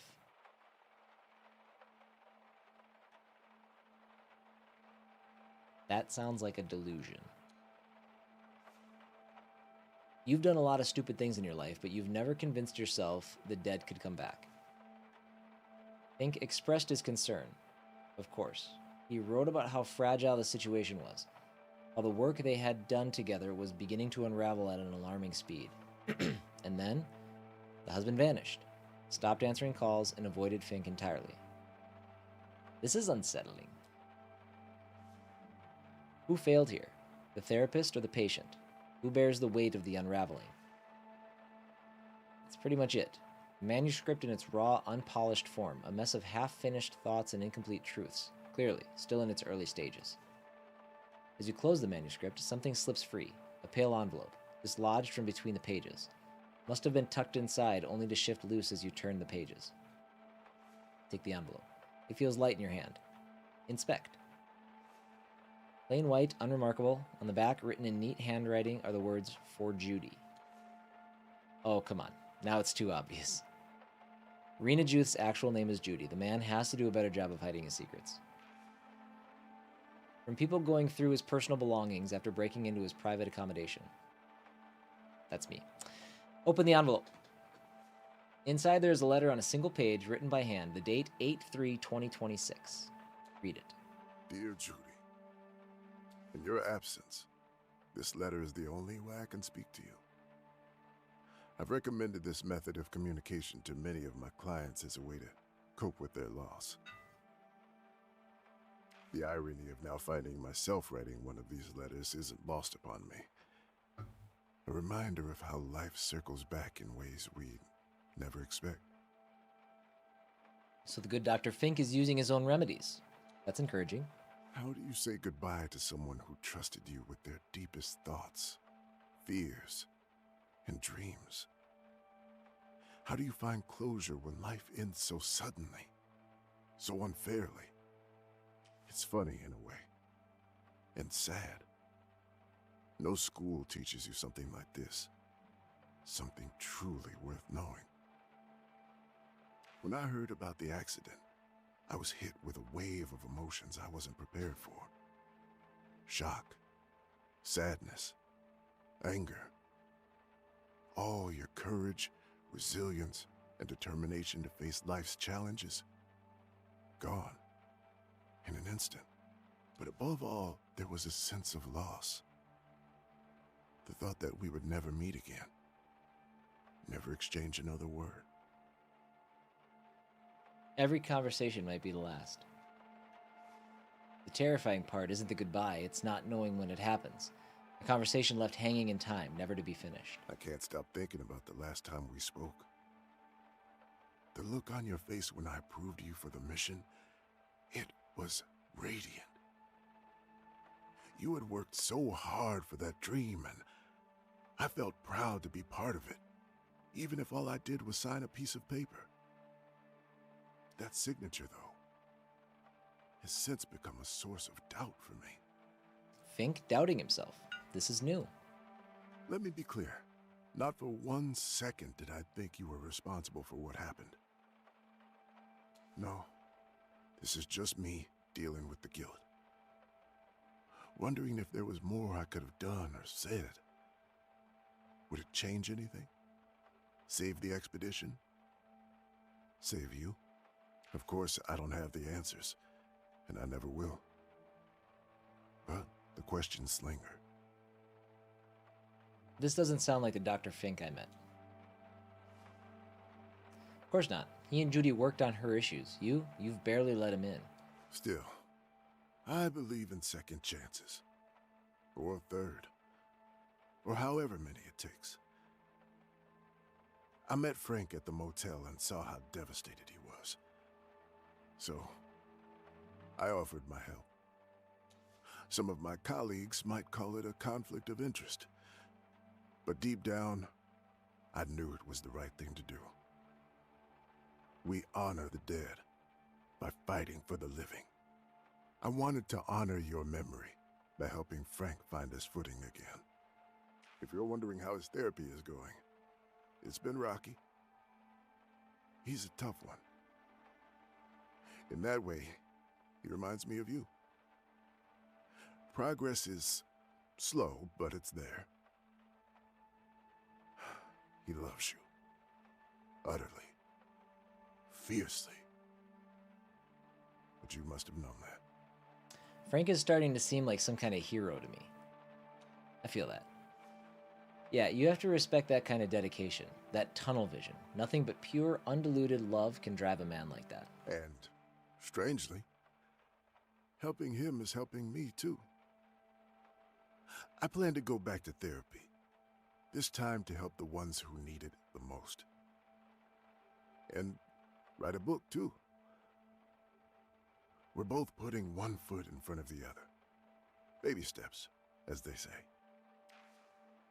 The next paragraph begins with "I hope," but the words are crossed out, as if mid-sentence he changed his mind. I want to believe that you found your place among the stars. You always said that even though we're not built for space exploration, we belong there. Someone has to fill all that vacuum, Dr. Fink, you said. Well, now you're there. Where you belong. She is, isn't she? I'll look up at the sky tonight and raise a glass to you, to whatever comes next. Yours, Gideon Fink. The sound jolts you back to the present. You lift your head from the letter only to meet Dr. Fink's gaze. Oh, shit. Okay. What time does this loop end? All right, we got potentially 8 minutes of an ass whooping coming. It's then that you realize the sound you've been hearing is the toilet flushing. Dr. Fink's belt is unbuckled and his shirt is untucked. Mr. Harrow? How on earth did you manage to get in? And what are you doing here? The confusion on his face is undeniable. His bushy eyebrows shoot up higher than ever. Then his eyes land on the letter in your hand. letter. It's private. You have no right to be holding it. Put it down now and get out of here. He stands there, angry and frustrated, his belt unbuckled, his shoes missing, revealing a pair of ridiculous socks. Behind him, the sound of running water from the toilet fills the room. Eugene Harrow, meet Gideon Fink. Got inspiration from it. Hug him? I'm gonna hug him.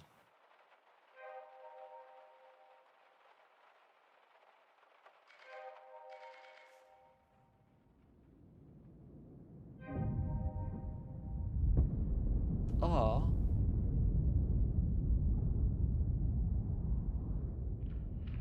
Did I hug him for 9 minutes? What happened?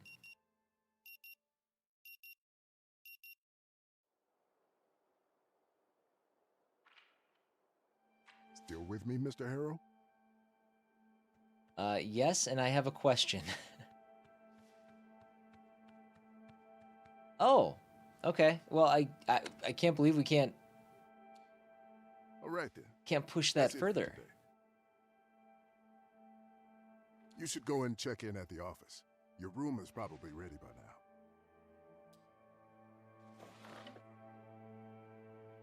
Huh. Search Dr. Fink's room. Okay, so we're over here now. He wrote a case study of an astronaut who exhibited slight agoraphobia and later died in a space accident. Reading Dr. Fink's letter to Judy dissolved the enigma. He's fragile, fallible, and unmistakably human. Strangely, the thought brings a warm smile to your face. So we'll hold to wrap that one up. Okay. So now we're back. Wait. Okay, now we're back to figuring out. Can't even talk to him. The faster way into the K house. I'll break you open if I have to. What was I doing? Internet.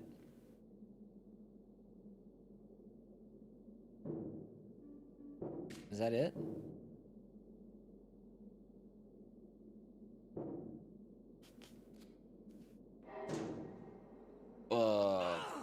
Where are? Give me my Am I back coffee, to you just jerk. talking to everybody, I wonder? Let's fix the vending machine. Sure.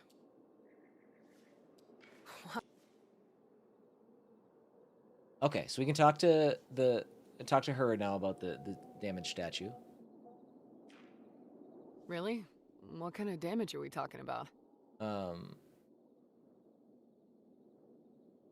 His sensitive area had been compromised. His ego. She chuckles. But, no. Never seen it or heard anything about it. It's barely noticeable. Whoever fixed it knew what they were doing. Ah, well, that sounds like it was done by Coral Destiny's Community Relations Department.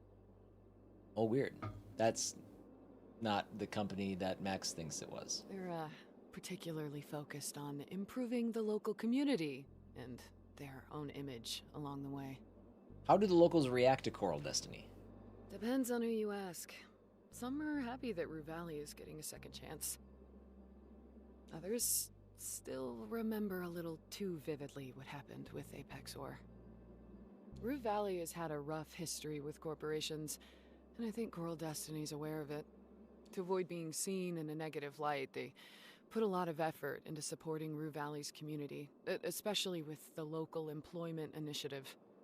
It's a program that prioritizes local residents for employment, offering them preferential treatment in the hiring process. They also develop specialized education programs, ensuring that the local applicants will be well prepared and qualified to work at the company. Over 100 local residents are employed there in various positions, from janitors to astronauts in training. Okay.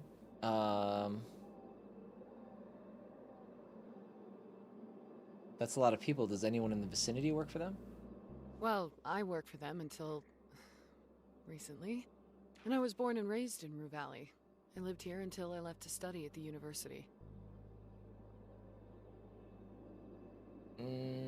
why did you leave Coral Destiny? We've talked about It's this, a but private matter. Let's say that decision had been brewing for some time. About 8 months ago, I bumped into Kathy, the assistant manager in the community relations department, during lunch in the cafeteria. We started chatting, and she mentioned they were considering reviving Bothwood's graveyard. what does that mean? The plan included restoring damaged graves and crypts, Okay. fixing paths and vegetation, and ensuring future maintenance. Honestly, I forgot about it until now. I don't know if the initiative ever took off, but if it did, maybe Coral Destiny fixed the statue.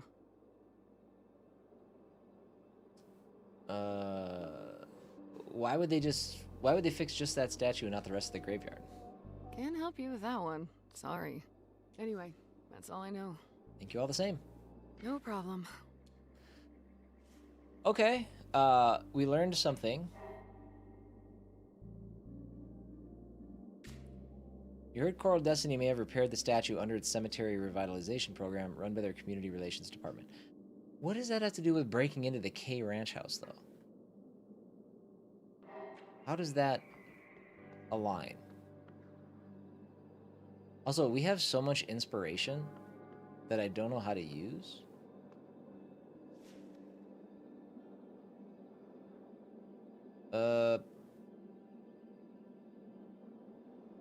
Let's go back and talk to Max.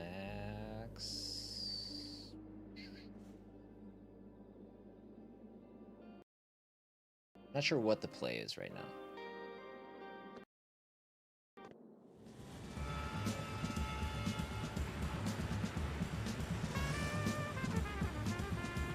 I guess we can also jump on the Wi-Fi and see if the search results are going to be any different.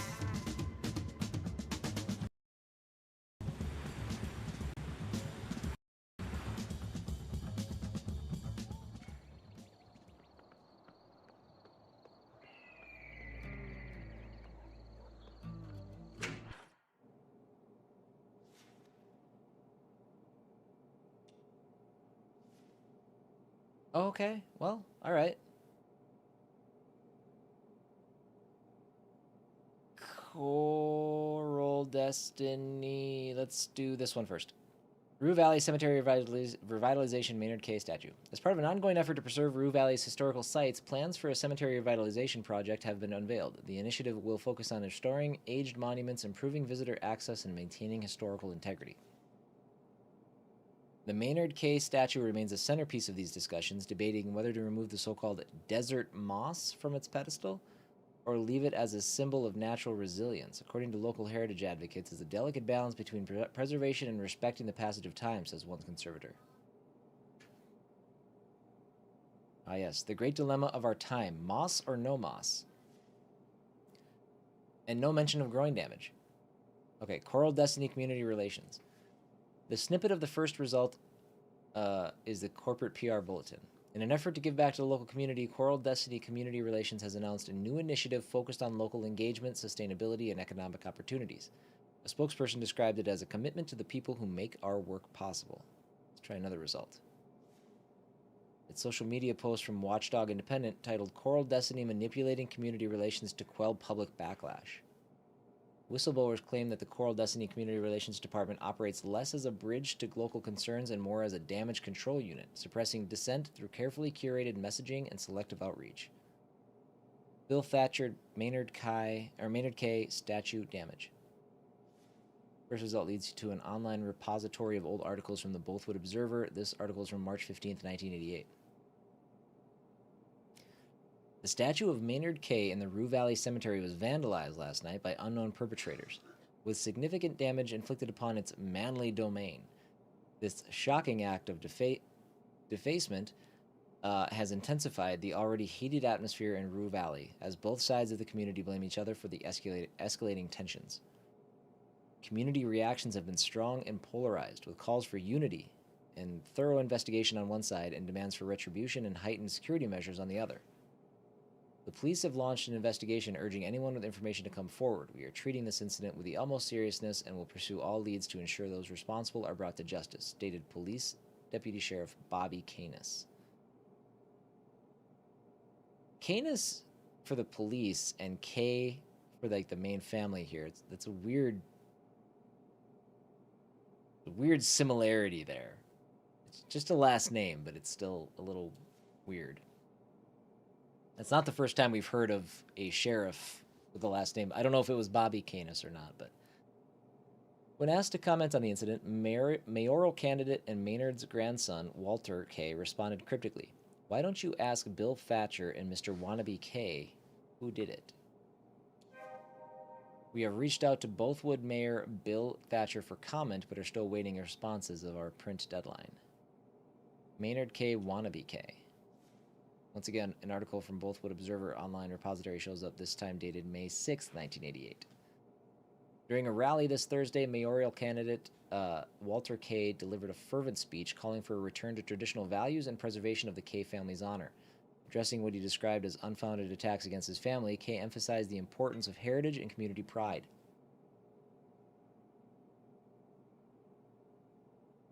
Could be. It feels like it's something more than coincidence.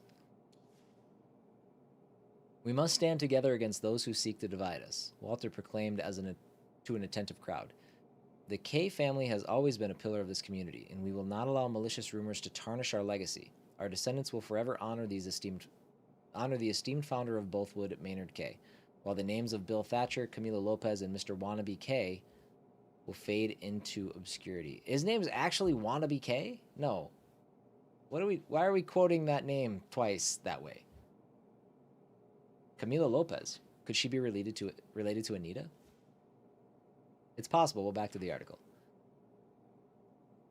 The speech also addressed the letters purportedly sent to by Maynard K. to his alleged mistress, which have been submitted to the Rue Valley Historical Archive for authenticity verification concerns. Concerns were raised about the integrity of both the ongoing examination and the institution itself. Walter K.'s campaign has recently shifted to a defensive stance, moving away from its initial focus on economic issues and the threat of Apex ore taking over local resources. This change has alienated some of his broader base, particularly younger voters and Apex ore union members, who seem uneasy about this unexpected turn towards traditionalism. Oh my god. There's a lot of searching. Maynard K. Camilo Lopez. First result is an online shop selling a book entitled The Power Behind the Campaign, How Corporate PR Shaped Bothwood Politics. Oh, jeez. I need to take a break.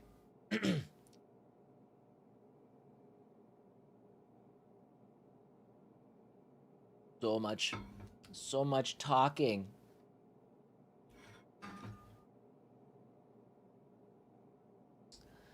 The blurb reads, a retrospective on the corporate-backed PR strategies that shaped late 20th century political campaigns, focused on the careers of PR masterminds Victor Langston, Camilo Lopez, and Daphne Calder. Known for their ruthless messaging and no-holds-barred tactics, they orchestrated high-stakes campaigns, including smear operations against influential figures like Maynard K. I got it. I'm donating my own points at this point. Maynard K. alleged mistress letters. Bothwood Observer, March 2nd, 1988. The recent scandal involving a local man, J.G., claiming to be Maynard K.'s illegitimate son, has taken a troubling turn. Last night, the tombstone of his mother, the alleged mistress of Maynard K., thanks, Timmy, was desecrated in the Rue Valley Cemetery. Derogatory words were scrawled across the black granite headstone in red paint, sparking outrage and sorrow among the local community.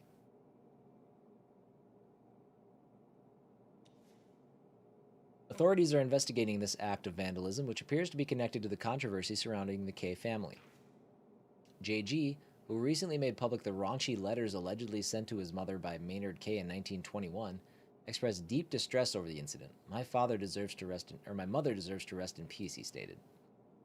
Mayoral candidate Walter K. condemned the act, emphasizing, regardless of the claims made, this vandalism is reprehensible. The K family does not condone such behavior.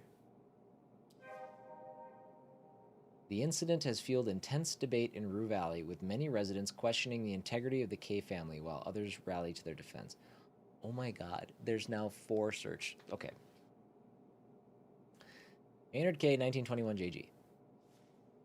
Once more, an article from the Bothwood Observer shows up, dated February 13th, 1988. In a story published last week by Intrigue insider JG, a 66-year-old local claims to be the illegitimate son of the founder of Both Wood and the K cattle empire, Maynard K. He presented to the infamous tabloid raunchy letters that he claims were sent by Maynard to his mother in 1921. JG asserts that he found these letters after his mother died in 1983 and has now chosen to reveal them, believing it's time Rue Valley saw the true face of the K family. Mayoral candidate Walter K. Maynard's grandson denounced the letters as forgeries orchestrated by Apex Orr. This is a malicious attempt to tarnish both the esteemed reputation of the K family and my own honor, he asserted to our reporter. Intrigue Insider? Intrigue Insider official site is the first result. Perhaps that's an archive of old articles. Enter the website. Oh, God. The homepage loads, showering you with sensational headlines. Local chefs' secrets exposed, and celebrity love triangles. Who's cheating now? Top story. Is the dumper having an affair with Isabel Watson? Okay, let's go. Okay. Maynard K. Bobby Canis. Social media post from Cody Canis shows a result. He's replying to some silly discussion. A little history lesson for those who might have forgotten. The Canis name ain't just some footnote in Bothwood. We built this place. When Bothwood was nothing but dust, my great-great-granddaddy, Clayton Bronco Canis, wasn't just a settler. He was Maynard K's right hand. The man who made Bothwood, that is. Bothwood what it is. Okay. Still different. His son, Wayne Canis, a general and war hero, and my granddad, chief's assistant. Then my dad, Bobby K, and me. Oh, hold on.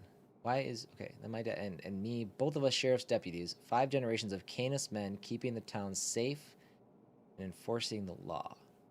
Why are we using K and Canis? We got blood in this land. We own the whole damn block of Bothwood, unlike some folks around here. My family didn't just show up. We've been here from the start. So next time you feel like running your mouth, maybe try learning a little history first. Hashtag know your place. Hashtag Bothwood blood. Hashtag Canis legacy.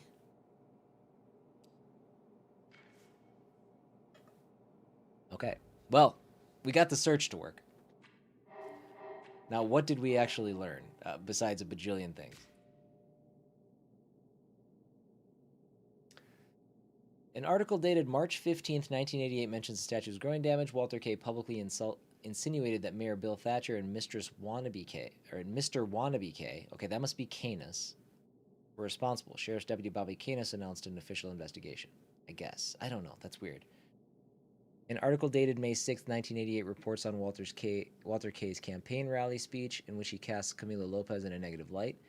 He raised concerns about the integrity of the Rue Valley Historical Archive, which was at the time verifying the authenticity of letters allegedly sent by Maynard K. to his mistress. The letters might still be possible to find in the Rue Valley Historical Archive online. We're done searching, though. We can't search anymore. An article dated March 2nd, 1988 reports the desecration of a grave in Rue Valley Cemetery. Red paint was used to scrawl derogatory messages across a black granite tombstone. The act is suspected to be linked to the ongoing dispute over Maynard K's alleged illegitimate son, J.G., who recently made public the letters he claims were sent to his mother in 1921 by Maynard K. An article dated February 13th, 1988 traces the controversy's origins. A 66-year-old J.G. claims he discovered the letters after his mother, H.G., died in 1983 and now chooses to reveal them, saying it's time Rue Valley saw the K family's true face. With all the information you've gathered, you may be able to identify the alleged mistress's grave in Rue Valley Cemetery.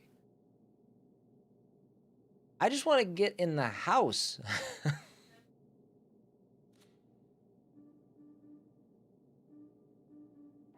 Okay, let's go to the cemetery.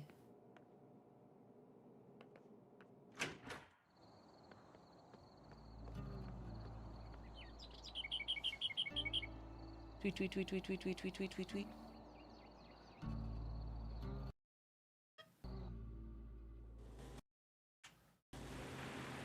Good thing I'm taking tomorrow off, not to stream. This has been a talky one. Take a vow of silence for tomorrow to recover. It's a real chatterbox. I can't shut up. I got too much to talk about. All right. Let's find... Okay, black granite.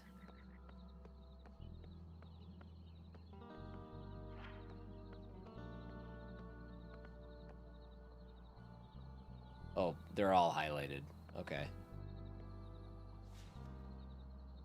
You thought the first black granite grave would be the one. You're sorely mistaken. You have to start somewhere. And what better way to start than badly? This gravestone doesn't match any of the parameters. HG initials, year of death 1983, and the person is not female. Keep on looking and at least console yourself with the fact that you won't be here forever, unlike the rest. Wow. Okay, here we go. Let's see, year of death? No. HG initials? No. Female? No. The corpse was buried in 1946, and it shows the grave was almost a ruin. The stone's cracked. Desert lichen and weeds are growing out of it. After almost a whole century, this person has surely been forgotten by everyone, the world included. Chase away these troubling inner thoughts and keep on looking. No, let's commit to it. That's a real death, when they forget you. When no one is talking about you, even in passing, when no one knows your name, then you're truly gone. But perhaps he's strolling the meadows of eternal spring wrapped in the blanket of perpetual bliss. Or he's screaming in never-ending agony in a storm vortex of tortured souls.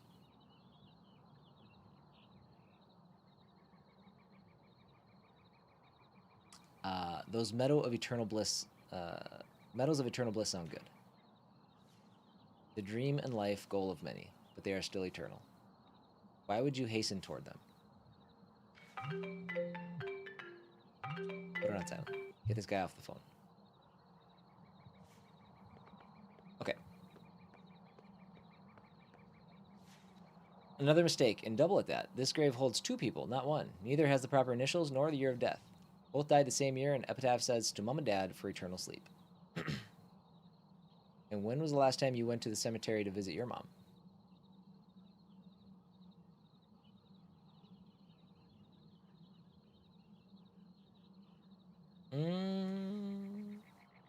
I hate when people use euphemisms. They're dead, not sleeping. You didn't answer the question. Besides, don't you get that euphemisms might help people accept something as final and unacceptable as death? Don't you understand that your refusal to visit probably means you still haven't accepted her death? Great, I'm becoming my own therapist. Who needs Dr. Fink? Alone or with Dr. Fink, you'll have to face this, as well as the other worms that are eating you alive from the inside. There's no way forward without that. But come now, let's smooth out the creases on that carpet of your psyche and keep on looking for the right grave.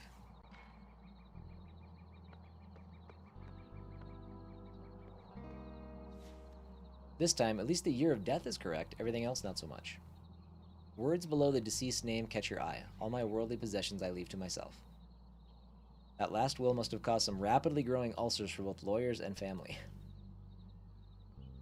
Speaking of which, what happened to writing that testament of yours? Don't you even care what happens to your property, puny as it is when you die?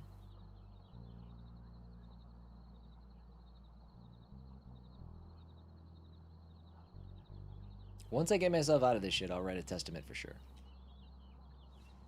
Why are you lying to yourself? There's no one listening but you. But that's not the crux of the matter. Possessions will waste away or be squandered.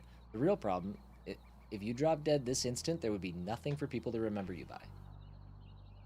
You've had such big dreams of creating worlds out of nothing, but then you wasted your life on nothing.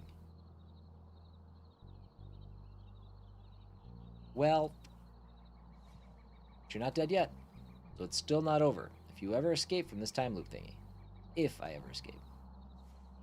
You're still far away from that goal. Come on, this grave won't find itself. Yeah, it's been a big stream. A lot of talky-talky. Nope, this grave has it all wrong. Listen, this will take even more time than expected. Oh, no, we're good. You're in a time loop. Time is all I have. Keep searching graves in this, future loops, until you find the right one. What? It was 8:17. I had a half hour left. Weak game. I think it was 8:07. Maybe it said 8:47. I don't think it did. I don't know. It's impossible to tell. We'll never know.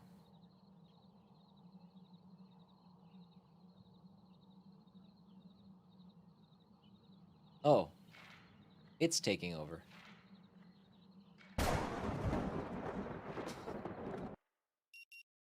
Oh, okay. We're just committing to this, I guess. I got nothing. I got no control over this now.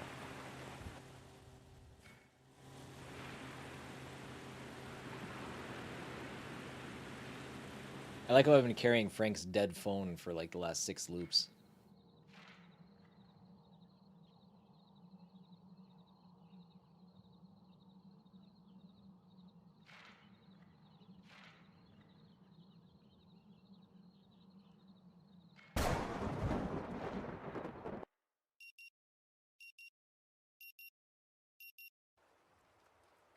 This would be frustrating, having to drive all the way out here basically every 45 or every 50 minutes. Which is like, what, a 15-minute drive? 20-minute drive. So every 50 minutes, making a 20-minute drive, being able to search for a half hour only to have to come back and do it again. Here we are. 1. Hannah Gold is buried here. So the initials are right. The gender is correct. The year of death, 1983. Check. Make sure it's the right grave. All the parameters are there. It's the grave, even though there are no traces of the red paint used to desecrate it. But wait, on second look, you see something after all. Whoever cleaned it used chemicals so strong that they wiped away the red but burned the words into stone. They are faint, but you can see the suffix, digger, added after her last name, as well as the words Apex Horror below her name. Thanks.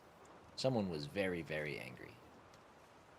Anger would result in a shattered gravestone. It would burn out quicker than the time necessary to get a brush paint and write the words. This looks much more premeditated.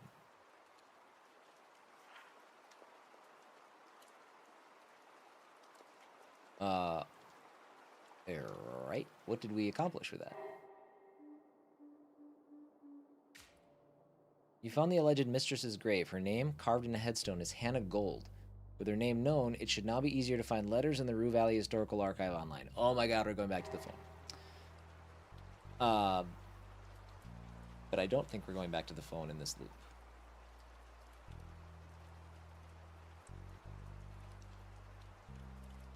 We have to go back to the gas station. We might have time?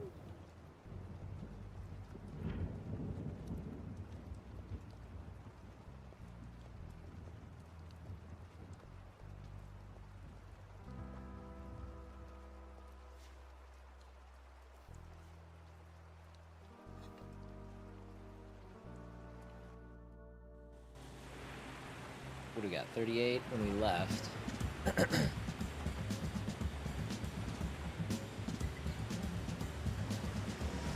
So we have about 5 minutes.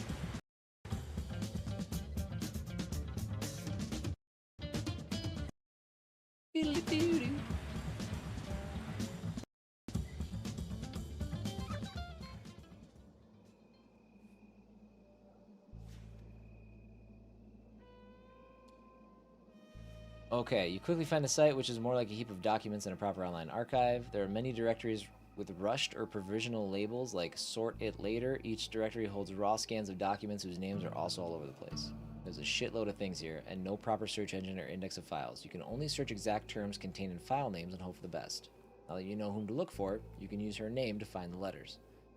Type Hannah Gold. You immediately end up in a directory called To Be Confirmed. There's a lot of subdirectories, probably documents waiting to be checked for authenticity. Among them, one is called Hannah Gold Letters 1921. This must be what you're looking for. Scans inside the directory are named letter 1, letter 2, etc. It looks like it's time to read someone else's mail. Read all the letters with joy. All of them were written by Maynard K. for Hannah Gold. In essence, they are love letters with love scarcely mentioned. What dominates is his description of what he'll do to her between the sheets. By today's standards, it would be considered sexting. Sadly, none of the letters are her responses, so you don't know how she reacted to it. In one of the letters, you come upon an interesting passage. My longhorn kicks up dust thinking about ya and me taking the back road yesterday. And all that time, my wife thought I was in my cabinet doing business. I told her I'll be spending Thursday night doing work again, so you better be ready for some rough corralling. Don't know if I needed to know all that. On the bright side, it's now obvious how Walter leaves the house undetected. There must be a secret passage in the cabinet that leads outside. All that remains is to find it. Oh, glorious! Wow, what a journey we went on to find that answer. Good lord. Probably a bit too much, to be honest. That was a very convoluted path to something that never should have led to the right answer. But we got it.